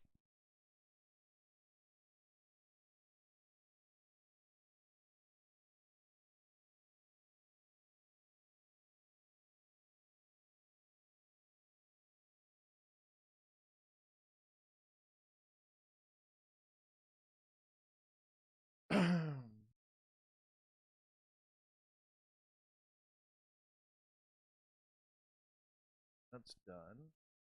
Okay, everyone, I got some shit I need to deal with for tomorrow's show. So I'm going to let you guys go. You can go play on Twitter and find out what's going on there. That's a lot of fun. We'll talk about that tomorrow night. Thank you to Justin, J Swope, Jennifer, and Fapster for the amazing super chats tonight. Love you guys. Thank you to everybody who subscribed new. 101 thumbs up tonight. That was awesome. I didn't know how you guys would react to this show, but you guys were amazing. Absolutely amazing. So thank you so much for that. Wow, we gained... Hold on. Because I checked the numbers earlier. We weren't that high. Hold on. Let me see this. We gained a few more subscribers tonight. So thank you so much, everybody. Appreciate all of you. And we'll talk to you tomorrow. Talk soon. Sovereign, rip one for me, okay? Good night.